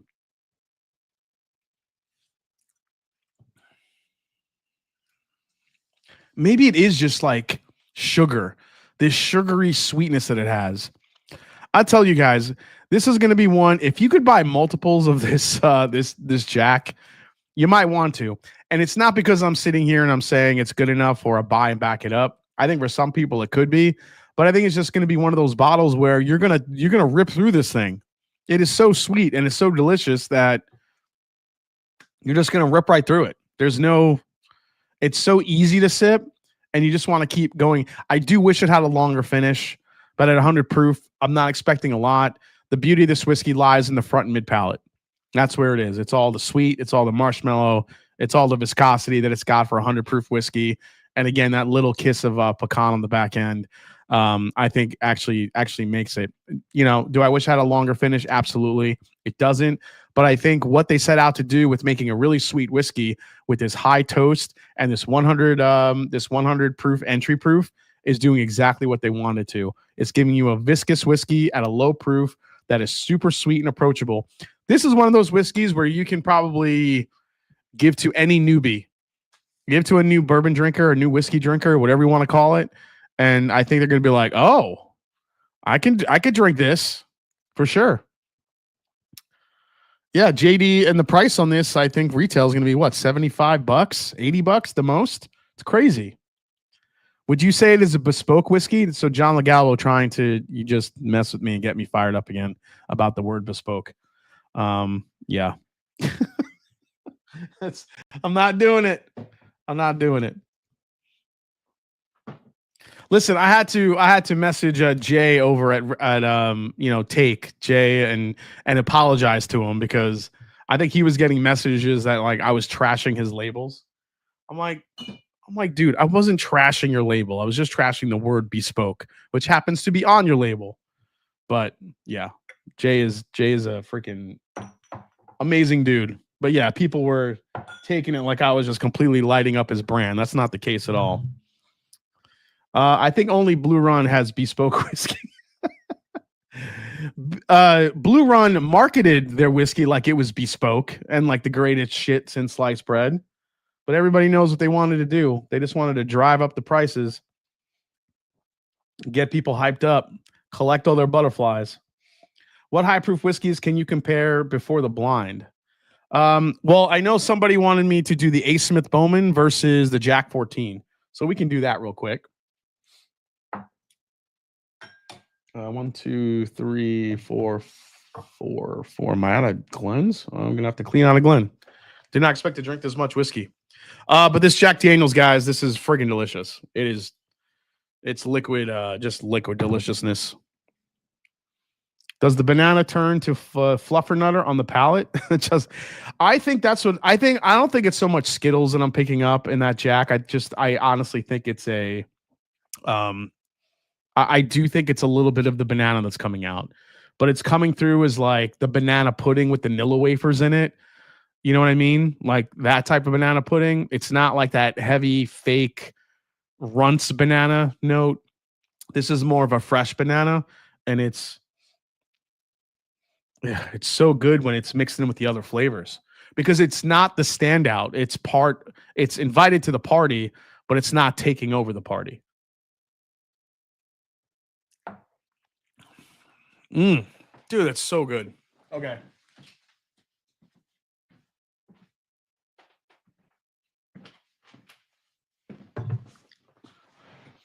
Oh, and I think another one you guys wanted me to do was to compare the old Granddad to the old Fitz 7-year, which we haven't done yet. So I'll compare these two next. I know you guys love the comparisons.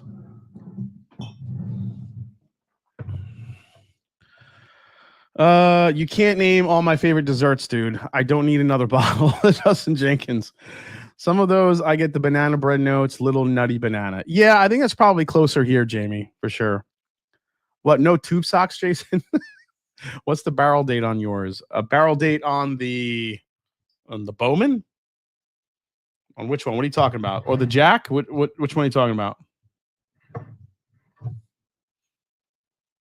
Or the which one? What's the barrel date on you? If you're talking about the barrel date on the Jack, the barrel date is 7/7/17. The bottling date was 7/18/25.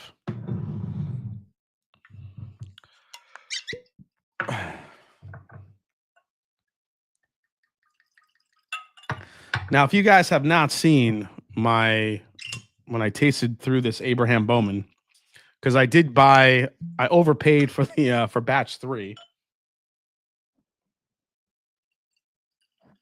which everyone told me I had to get batch 3. If you're gonna pay for a Bowman, get batch 3. So I get batch 3, and then literally the next weekend, I'm making the video, and I'm like, oh, you can't get this shit anywhere. You have to win the lottery, blah, blah, blah. And then all of a sudden, Ohio gets in a bunch of Bowman. And I'm like, what just happened? So, yeah, I was a little bit taken off by that. What are the laser codes? No, we're not doing laser codes anymore. All right, let's get into this head-to-head. Jack 14 versus Bowman Cast Strength, batch number 4. This thing has a shot to be a whiskey of the year candidate. I think it's that good. All right. Oh my gosh, it smells so freaking delicious. This is grape Jolly Rancher candy. I talk about candy and cereal and cake so much. I should be like 800 pounds. Thank God I'm not.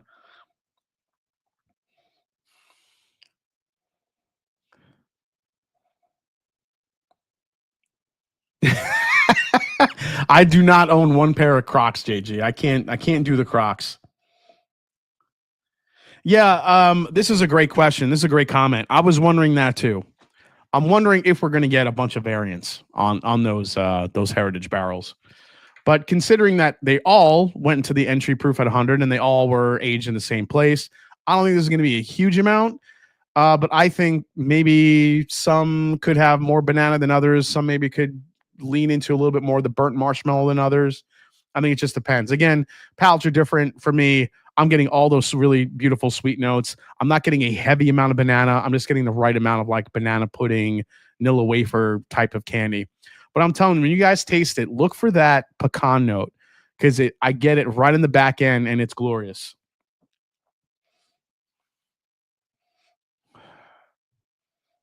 Yeah, I thought the Peerless Toasted would do better, but it didn't hit for me either. It didn't hit for me either, Emily. Oh my gosh.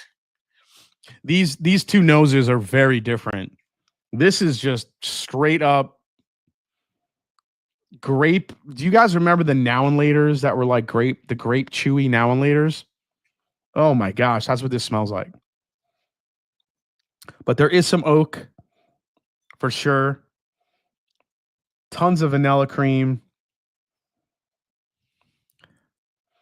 You can make a case for a little bit of like a cherry in here, but I think the grape is more prevalent than the cherry is. Man, it just smells incredible. All right, let's go to the Jack Daniels. The Jack Daniels is a lot darker and less fruity. The Jack Daniels 14 is more almost cigar driven, and then it brings you into like a molassesy place. So this is straight up like cigar dipped in molasses, and this is straight up grape now and laters. Master John, I got my bootleggers Remus today. Loving it. Oh, you got that? You got that barrel? Oh, good, dude. It's really good. Jason, what do you do with the leftover whiskey in your Glens Infinity bottle? So some I do blend at the end just to see if I can make something just to kind of for my own blending skills. And then sometimes I'll just leave them overnight and then I nose them. I get some extra notes out of them, see how they turn. Do they get worse or they get better? And then some I just, get rid of because if I have plenty of it, I don't care. Birkenstocks. Yeah, I don't do Birkenstocks either. No, thank you. No, thank you to Birkenstocks. All right, Jack 14. See, I get the nuttiness in this one. I tell you what, this might be a controversial opinion. But I think that the Jack Daniels 12 from this year could be more loved than the 14. As good as the 14 is, the 12 year this year is really good. It got back to that butterscotchy. I know Jack Daniels at 12 years old, I think is kind of magical. So I think that I don't know what you guys think in the chat. Do you guys like the 12 over the 14? I just think there's something about the 12 year this year, that the 12 could beat the 14. I think for some people. That's why I watch your channel, says Ben.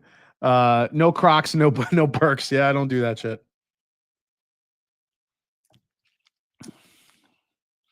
Yeah, I love the 12.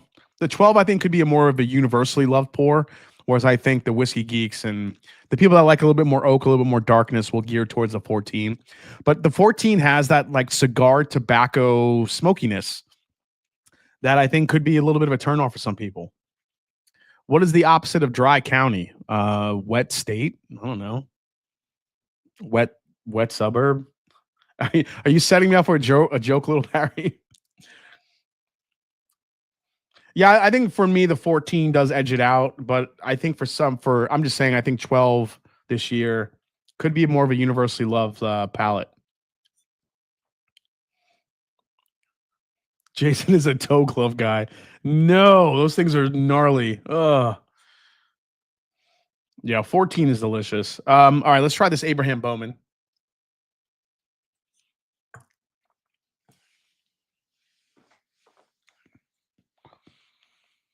Oh my God, these two are so different. I don't know if I could say which one I like more than the other. I think they're two completely different whiskeys.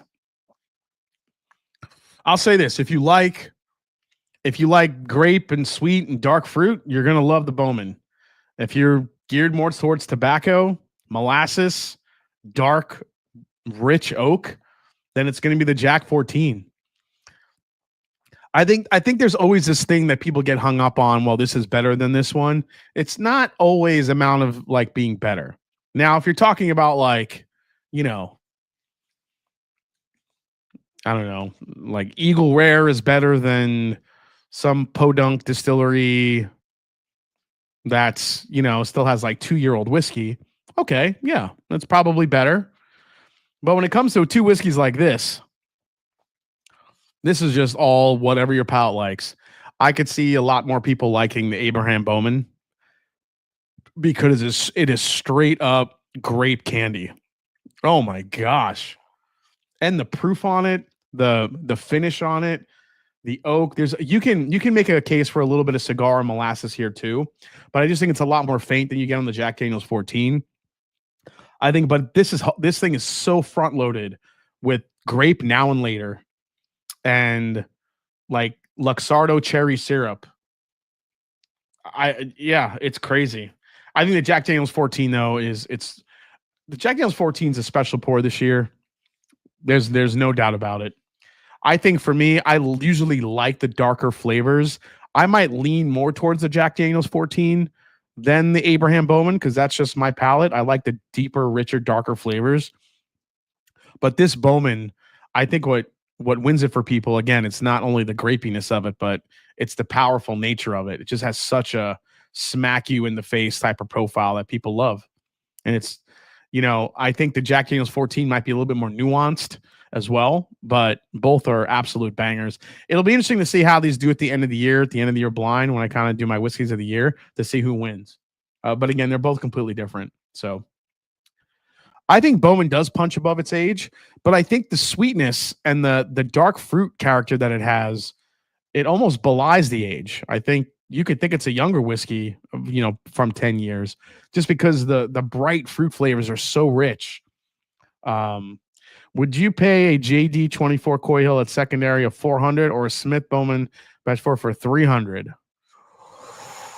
Ooh, that is a great question. Wow. Can you buy both? Damn.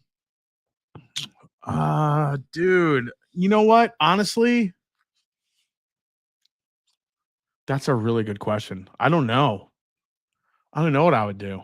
Now that I've tasted, here's the thing. I never got my hands on a Jack Daniel's 24 Coy Hill, but I did get a sample of it and it was freaking glorious. Can the chocolate whisper compete? You mean this thing right here? Look at me just pulling out whiskey after whiskey tonight. Come on, guys. I'm working for you. This is awesome.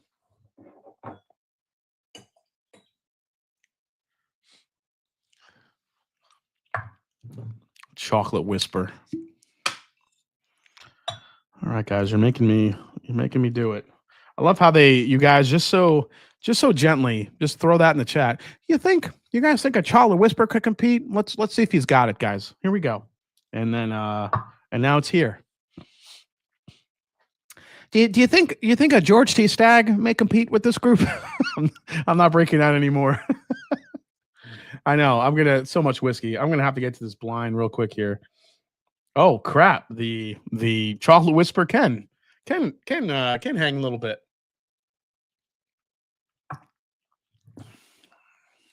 Oh, God, that's good.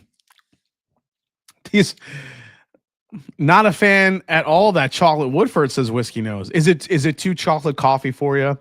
Listen, there are 2 lanes that this goes down. It drives on the chocolate highway and then the coffee highway.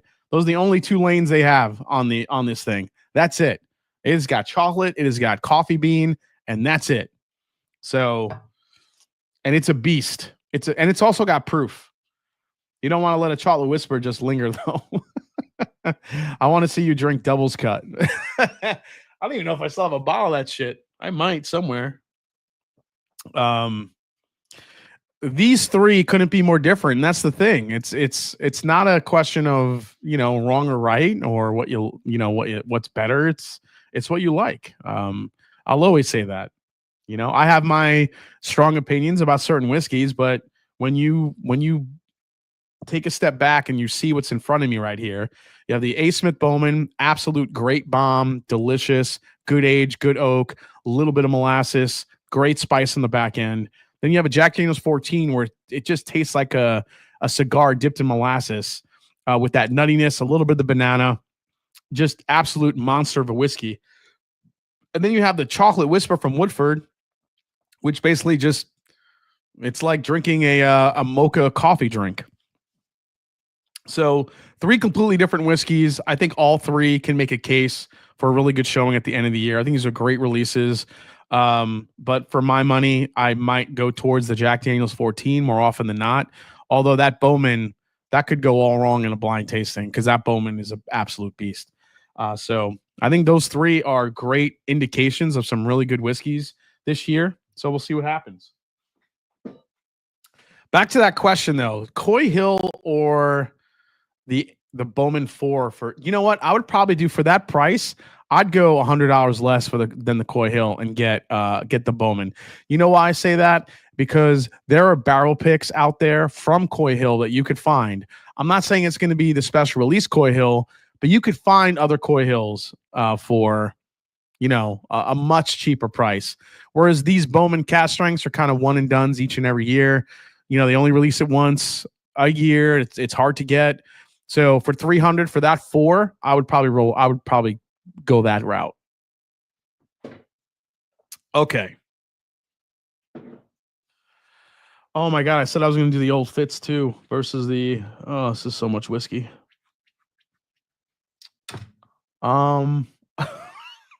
Okay, let's do this. I'm gonna do this comparison real quick, guys. Real quick. All right, give me 1 second. Blend that. All right. Yes, that Woodford is the highest proof they've ever released. There's been nothing close to that proof from Woodford.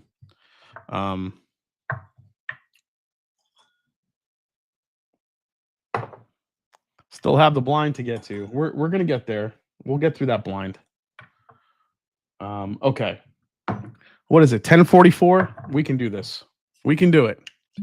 Have you tried the King's Family Toasted Honey Rye? It is exceptional. No, but I have had King's Family stuff before, and it's really delicious. This will be quick. This is just going to be quick and dirty.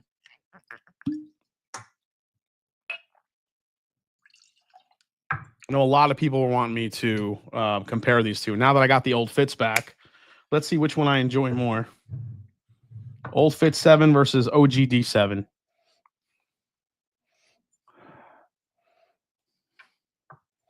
I tell you what, I think I like the OGD on the nose a little better. The old Fitz still gives me strawberry vibes, which I really dig.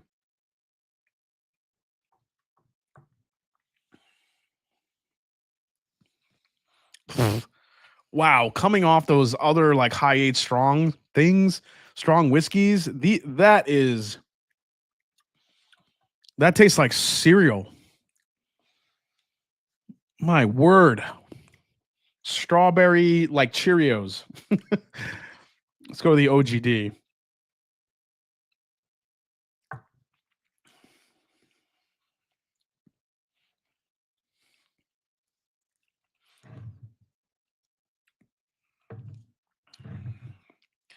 Both are 100 proof, but somehow the old granddad,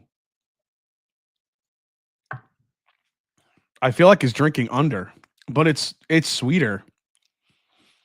The old Fitz.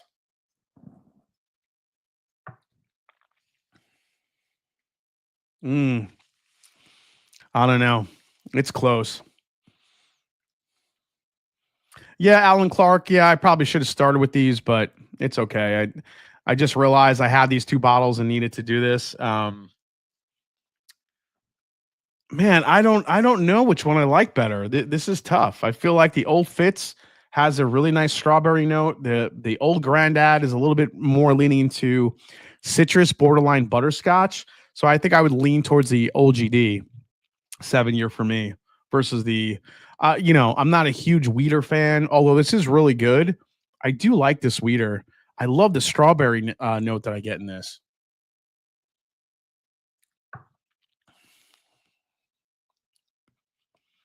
That is really, really sweet. And the old Granddad,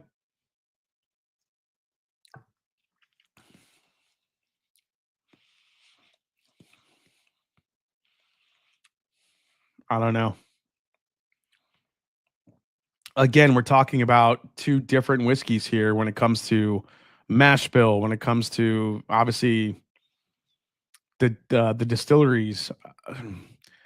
If I had to go with one, I may lean towards the OGD for this. I may lean towards OGD just because it gets a little bit closer to that buttery note I like. But that old Fitz is so good. I think both of these.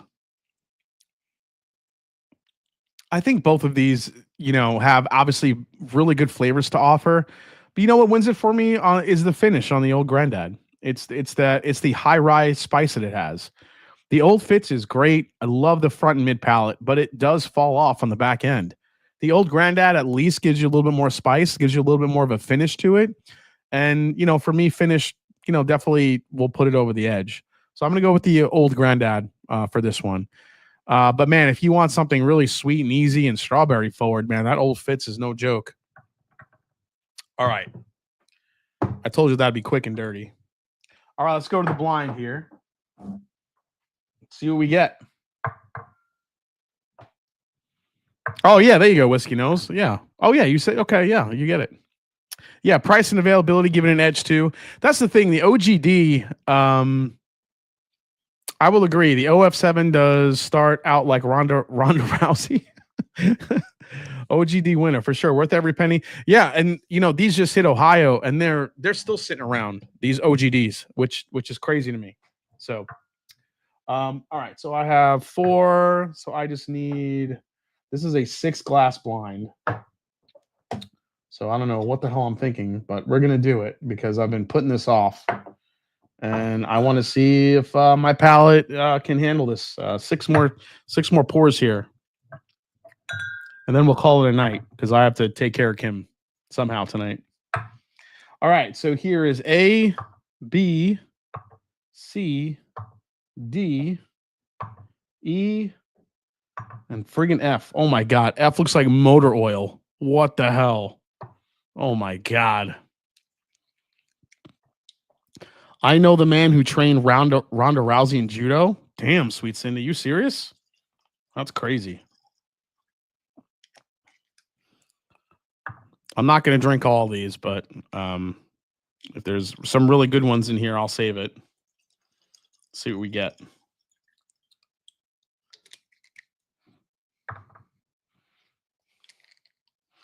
Yeah, Kim might be taking care of me tonight, unfortunately.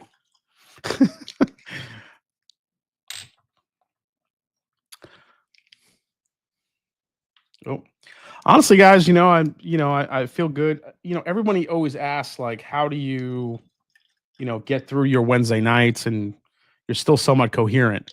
Now, I will admit, depending on the night, I will start feeling, a little bit. I guess if buzz is the word, towards the end of the night, once I'm kind of done and wrapped up and I settle down. But for the most part, the key for me is always before my live streams, drinking about a gallon of water. You have a good hearty dinner. And usually if I do that, I'm pretty good. I'll have my Z-Biotics and I have my Prilosec and I'm good to go. And that's honestly all there is to it. You just got to prepare yourself and your, each and every night. It's like getting ready for a marathon a little bit, but just different ways. Okay. So here's the letter. This was sent to me by my buddy Antonio Rios. He says, "Hi, Jason. I included the key in a separate envelope in case you want to do a blind. Big fan of your channel, and here's to 100,000 subscribers. Cheers, Antonio Rios." All right, let's dive in, buddy. Here's the envelope, and we will find out what's in here. But let's get into the tasting. Here we go. Empty stomach is a disaster waiting to happen. I agree. Give you props being a late guy. Drink more water. All right, so this one. It smells familiar-ish.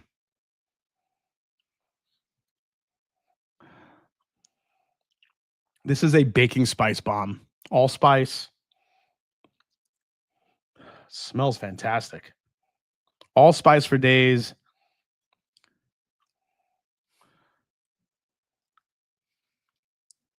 A little bit of hazelnut here.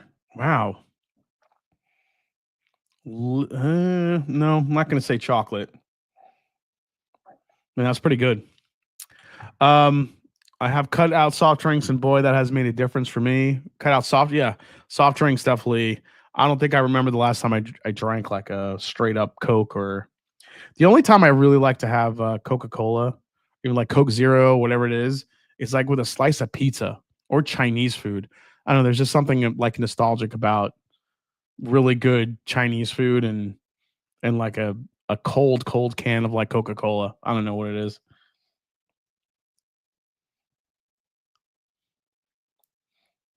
Beninato. No, that means you're a membership to the YouTube channel. So if you're a member, you get access to some like, some different emojis and some other stuff. Yeah, with pizza too. Next one here. Somewhat similar, a little bit lighter.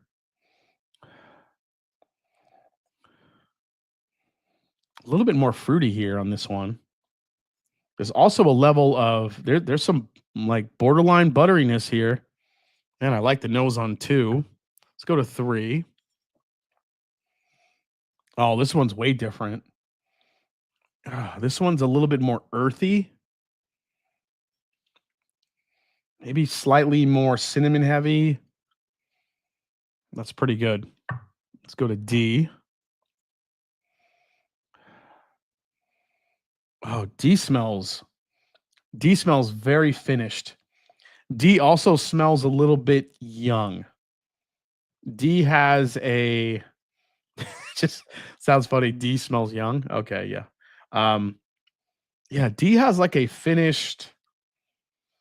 If I'm gonna guess one of these is finished, I'm gonna guess it's D. D has a weird, almost like a winey type of aspect to it. Let's go to E.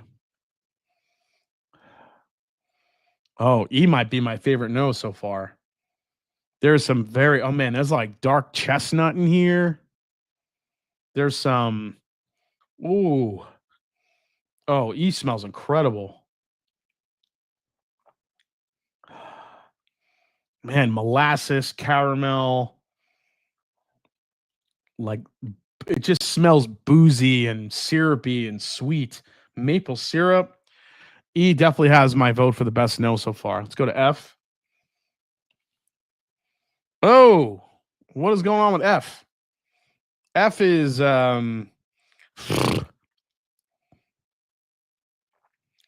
so it's super fruity, but it's also smoky and barbecuey.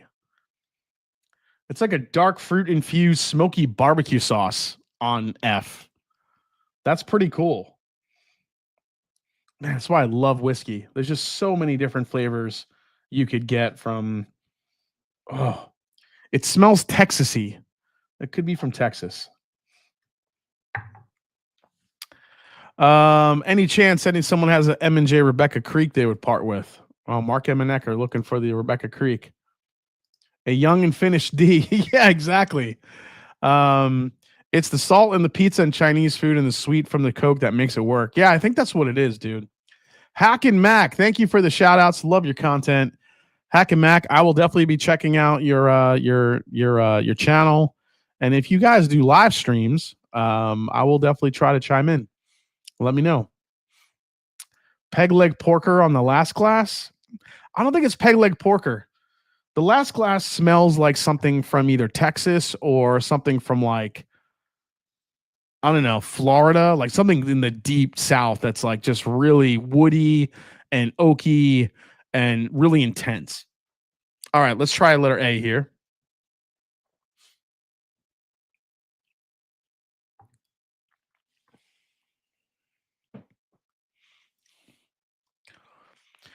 Wow, even after these pours tonight, A is a completely different animal. Wow. I'm getting pear, apple, sassafras, like almost like a root beery note in that. What the hell is that? That just flipped me on its head, man. Wow. Hey, what's up, Katie Turk?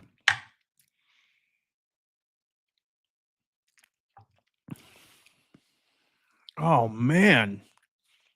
That almost has like an Armagnac-y type of like richness to it. There's a nuttiness there. There's a, oh my gosh, that's good. That's different though. I don't think that's a Kentucky bourbon. That's all I could say. I think it's bourbon, but I think it's not from Kentucky. That's definitely from somewhere else. I think the proof on that is probably around 100 and 16, 17, 18, right in that range, maybe not quite 120. That thing is a flavor bomb. Real quick, before I forget, I know I like to do this every single week. I think I missed last week, but it's the bourbon meme of the week. And this one pains me to put it to kind of show you guys this one because it's a picture of an Atlanta Brave, and I freaking hate the Atlanta Braves. But I thought this was pretty fitting because you see these people, you see these guys when they walk into bourbon bars. Here is the bourbon meme of the week. Me studying the bourbon selection at a new bar. I forgot the name of this pitcher, but he's on Atlanta, and before he freaking throws a pitch, he leans in and does this pose, and he just stares down the batter and the catcher before he flings the baseball. But I have seen these guys that come into. Have you guys ever been to a bar and somebody walks in and is like painstakingly analyzing the bourbon section behind the bartender? It's so true. It happens. It happens all the time. I see it a lot. I'm probably one of those people, to be honest. But yeah, that's it. Oh, Kimbrel. He used to be a Philly, I believe. Yeah. Appreciate the shout out. Whiskey Nose and Nashville Mac Churro Blend up now, says Katie. Guys, if you do anything tonight, go to driftingdrams.com and order the Churro Blend coffee. It will change your life. It's freaking delicious. Get it now before it sells out. It is so good. I It's the perfect balance of like coffee, of like that roastiness that really good coffee beans have, but it's got this natural sweetness and that cinnamon that it has in it. It's so good. It will make your house smell glorious. Go get it. Somebody drop the link directly to the churro blend. People need to get it. Go birds. There it is. Go to driftingdrams.com. Go find the churro blend. Go get it. Okay. Don't forget the stainless tumbler. Yeah, there's all sorts of stuff on there, but the freaking churro blend is so glorious. You need it in your life. All right, let's go to B.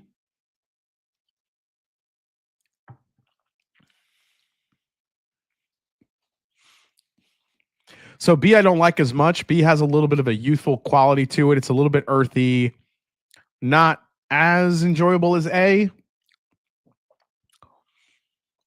But again, I don't think this is Kentucky whiskey.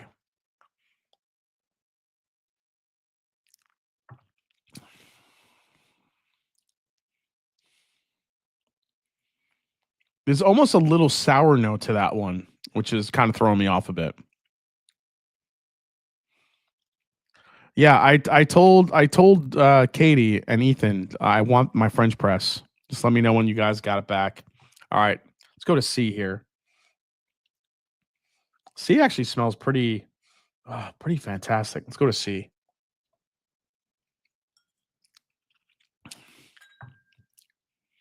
Yeah, you can do that, Big Cat. Aaron, yep, Aaron C. You could choose the grind you want when you order their coffee. You could do whole beans. You could do espresso pot. You could do French press. They have it all for you. Wow, C's really good too. C again has a little bit of that nuttiness factor to it. It's got some almost comes off a little bit like a Madeira, where it's got this really sweet like nuttiness to it. I don't know if it's Madeira finished. I'm not sure if it's finished, but there's a really nice richness to letter C.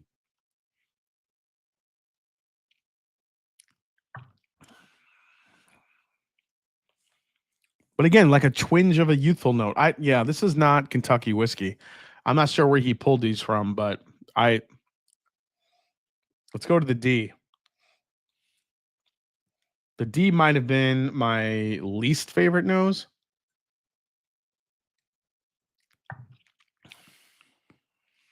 Oh, the palate says different.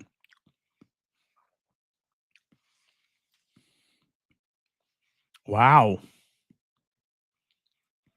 The D is very sweet. There's a ton of richness here. It almost gives you a profile that leans into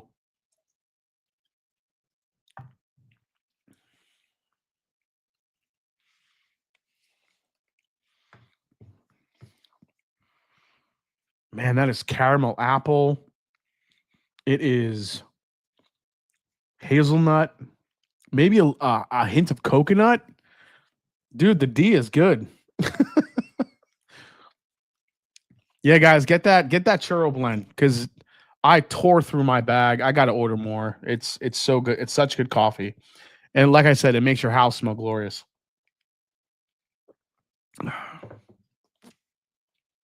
Churro blend sold out. Oh shit, it's sold out. Oh my god. Listen, Katie and Ethan, you better make some more of that churro blend shit. I'm just telling you right now. All right, let's go to E. Oh yeah, rum. Wayne Arnold. I think rum is a good description for D. Let's go to E. E is my favorite nose, dude. E smells incredible. Hopefully, it's as good as the palate.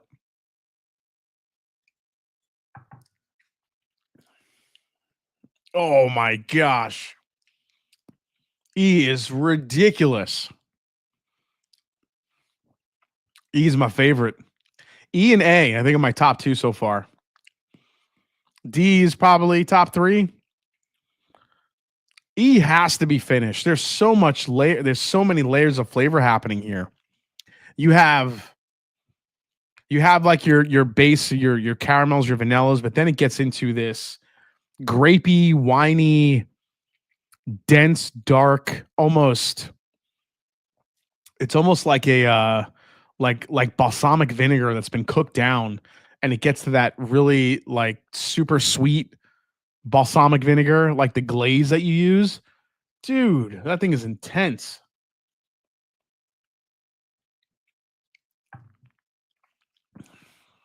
Oh my gosh. What the hell, Jay? I got excited for churro coffee. Sorry, Shem. I didn't realize there was a cap on it. I didn't realize there was a cap. There was a cap on it. Okay, let's go to F. F. This is the one that smells fucking weird. It smells crazy. Let me try this thing.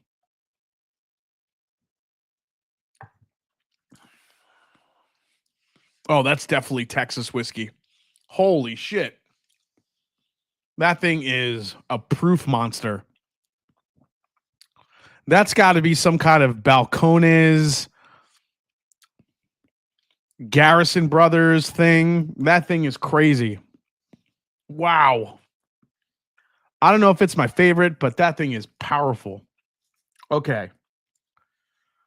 So these are not from Kentucky. I don't think they're from Kentucky. If they are, I'd be really surprised. I think letter F is definitely from Texas. And I'm wondering if the rest of these are from Texas too, but I can't say for sure. I think all these have they're around the same proof. I think they're all around anywhere from 100 and maybe like 112 all the way up to 120, maybe higher than that, but they're not drinking that. But again, I've had a lot of different pours tonight.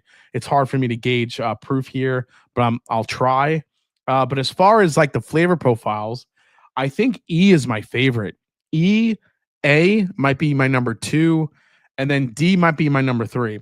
B and C are okay, but I feel like I'm getting more of those youthful characteristics.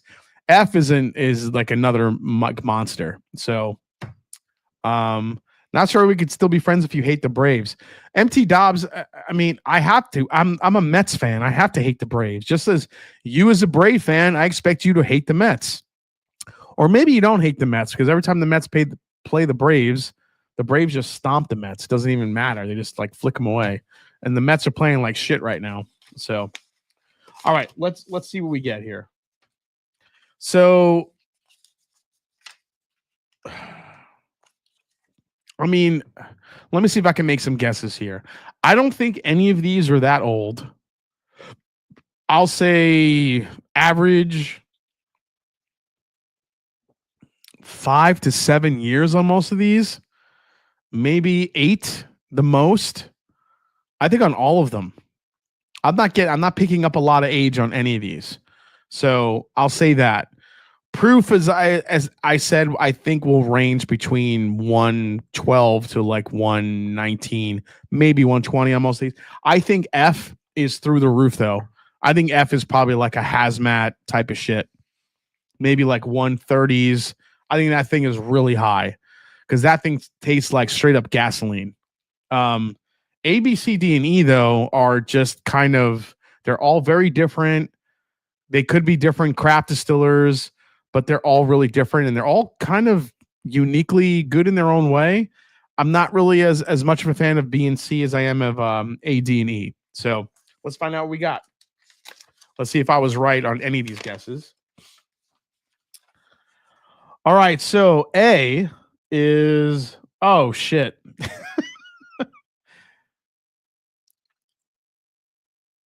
Okay, so kind of proud of myself here. Okay, so let's go with letter. So B and C were my least favorite. Well, you know what? Whatever. Let's go A through F here. A, Still Austin. This is a Still Austin distillery. This is the Reserve Series 2023 Monster Mash Whiskey. The proof here is 108. Actually, a little lower than I thought it was. Age at least 4 years.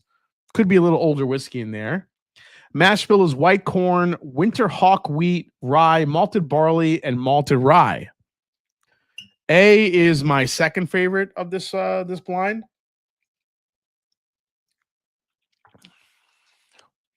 That mix of malts and mash bills is delicious. Does anybody in the chat have this Monster Mash whiskey from 2023?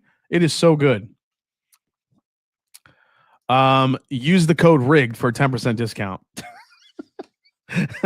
Screw you guys. I'm going home. Okay. Number 2, letter B. This is the this is also Still Austin. This is the 4-grain bourbon whiskey from Still Austin.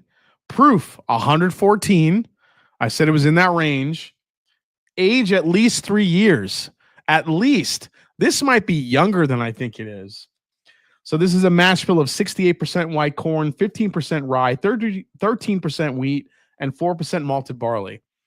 This one tastes and smells young. Wasn't a huge fan of that one. Let's go to letter C. Letter C, straight oated bourbon from Still Austin. 109 proof, 58% white corn, 35% naked oats.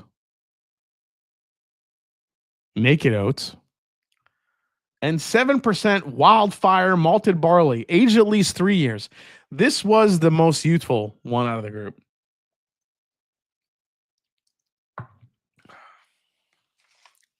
Yeah, I'm not digging that one. There's kind of like an orange like cream saver candy note in there, but there's a lot of youthful qualities to that one. Yeah, what the fuck is naked oats? I don't know. I think it means oats that have been unadulterated oats. That's what she said. Okay. All right, let's go to the D. The D is my I think my third favorite of the group. D is double-barreled straight bourbon whiskey. So we're talking about double barreling tonight. D is a double-barreled straight bourbon from, again, Still Austin. 120.2 proof. I said like these were in that range. Age at least 3 years.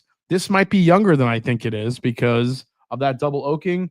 70% white corn, 25% rye, 5% malted barley. So that is so good. The D is delicious. The D stands for delicious. It doesn't stand for what you think it stands for. Okay. E is my favorite of the bunch. Let's see what this is. E is the Still Austin Order of Nancy.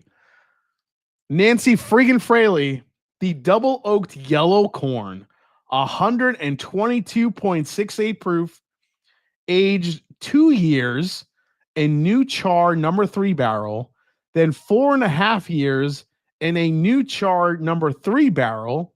Mash bill is 100% Texas grown yellow dent corn. Dude, this is ridiculous.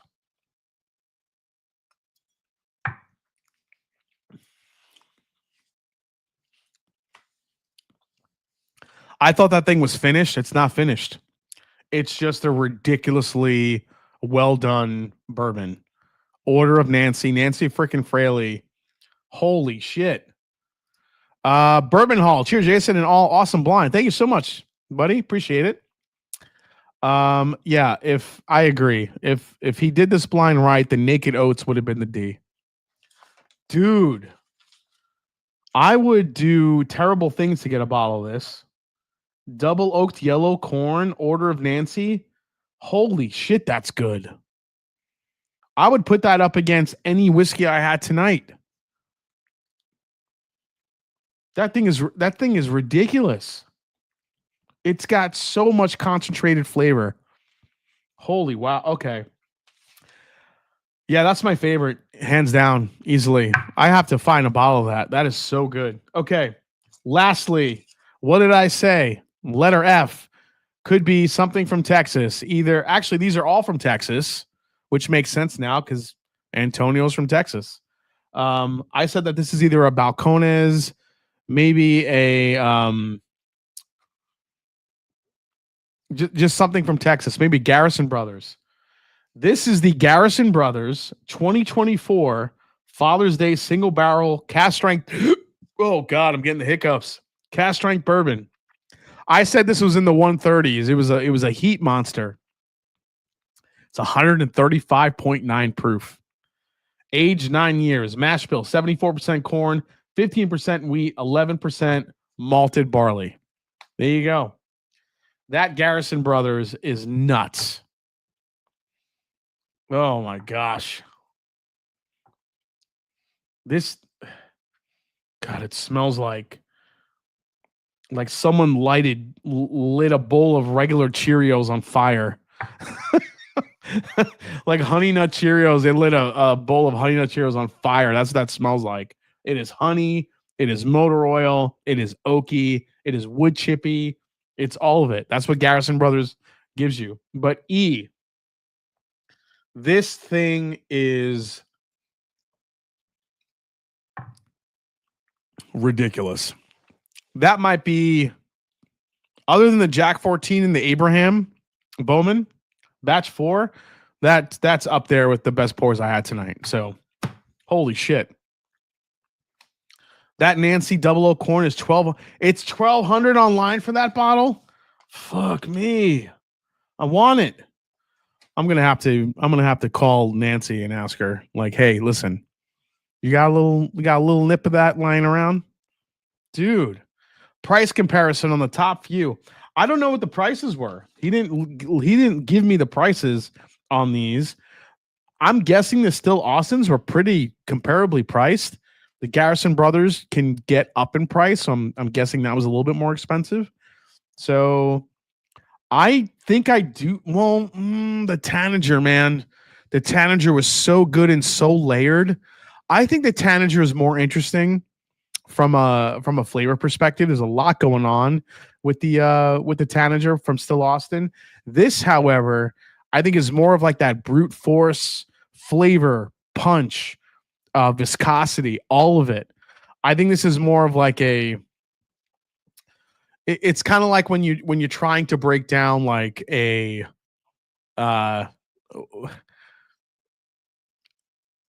if you're trying to like figure out the nuance between like a Pappy 15 versus a Stag Junior, or actually even better, George T. Stagg versus Stagg Junior, where you have, well, they don't call it Stagg Junior anymore, but Stagg. You have Stagg, which is 7, 8, 9 years old, brute force, punch of flavor, fruit, grape, cherry, candy, high proof, in your face, versus George T. Stagg, which has some of that, but also has a lot of layers to it. So you could sit with the George T. Stagg and break it down and enjoy it over the course of time. That's what Tanager is. This thing, though, is like Stagg. It's a brute force, punch you in the face, just sweet, viscous, flavorful. It's incredible. That's incredible, dude. Antonio, thank you so much for that blind. That was really interesting.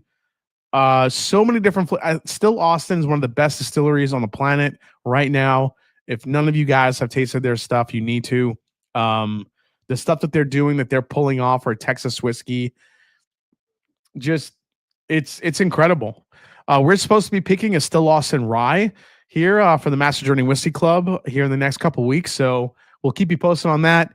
And with that, I'm going to end the show, guys. This was a really fun night. That Jack Daniel's Heritage Barrel is so delicious.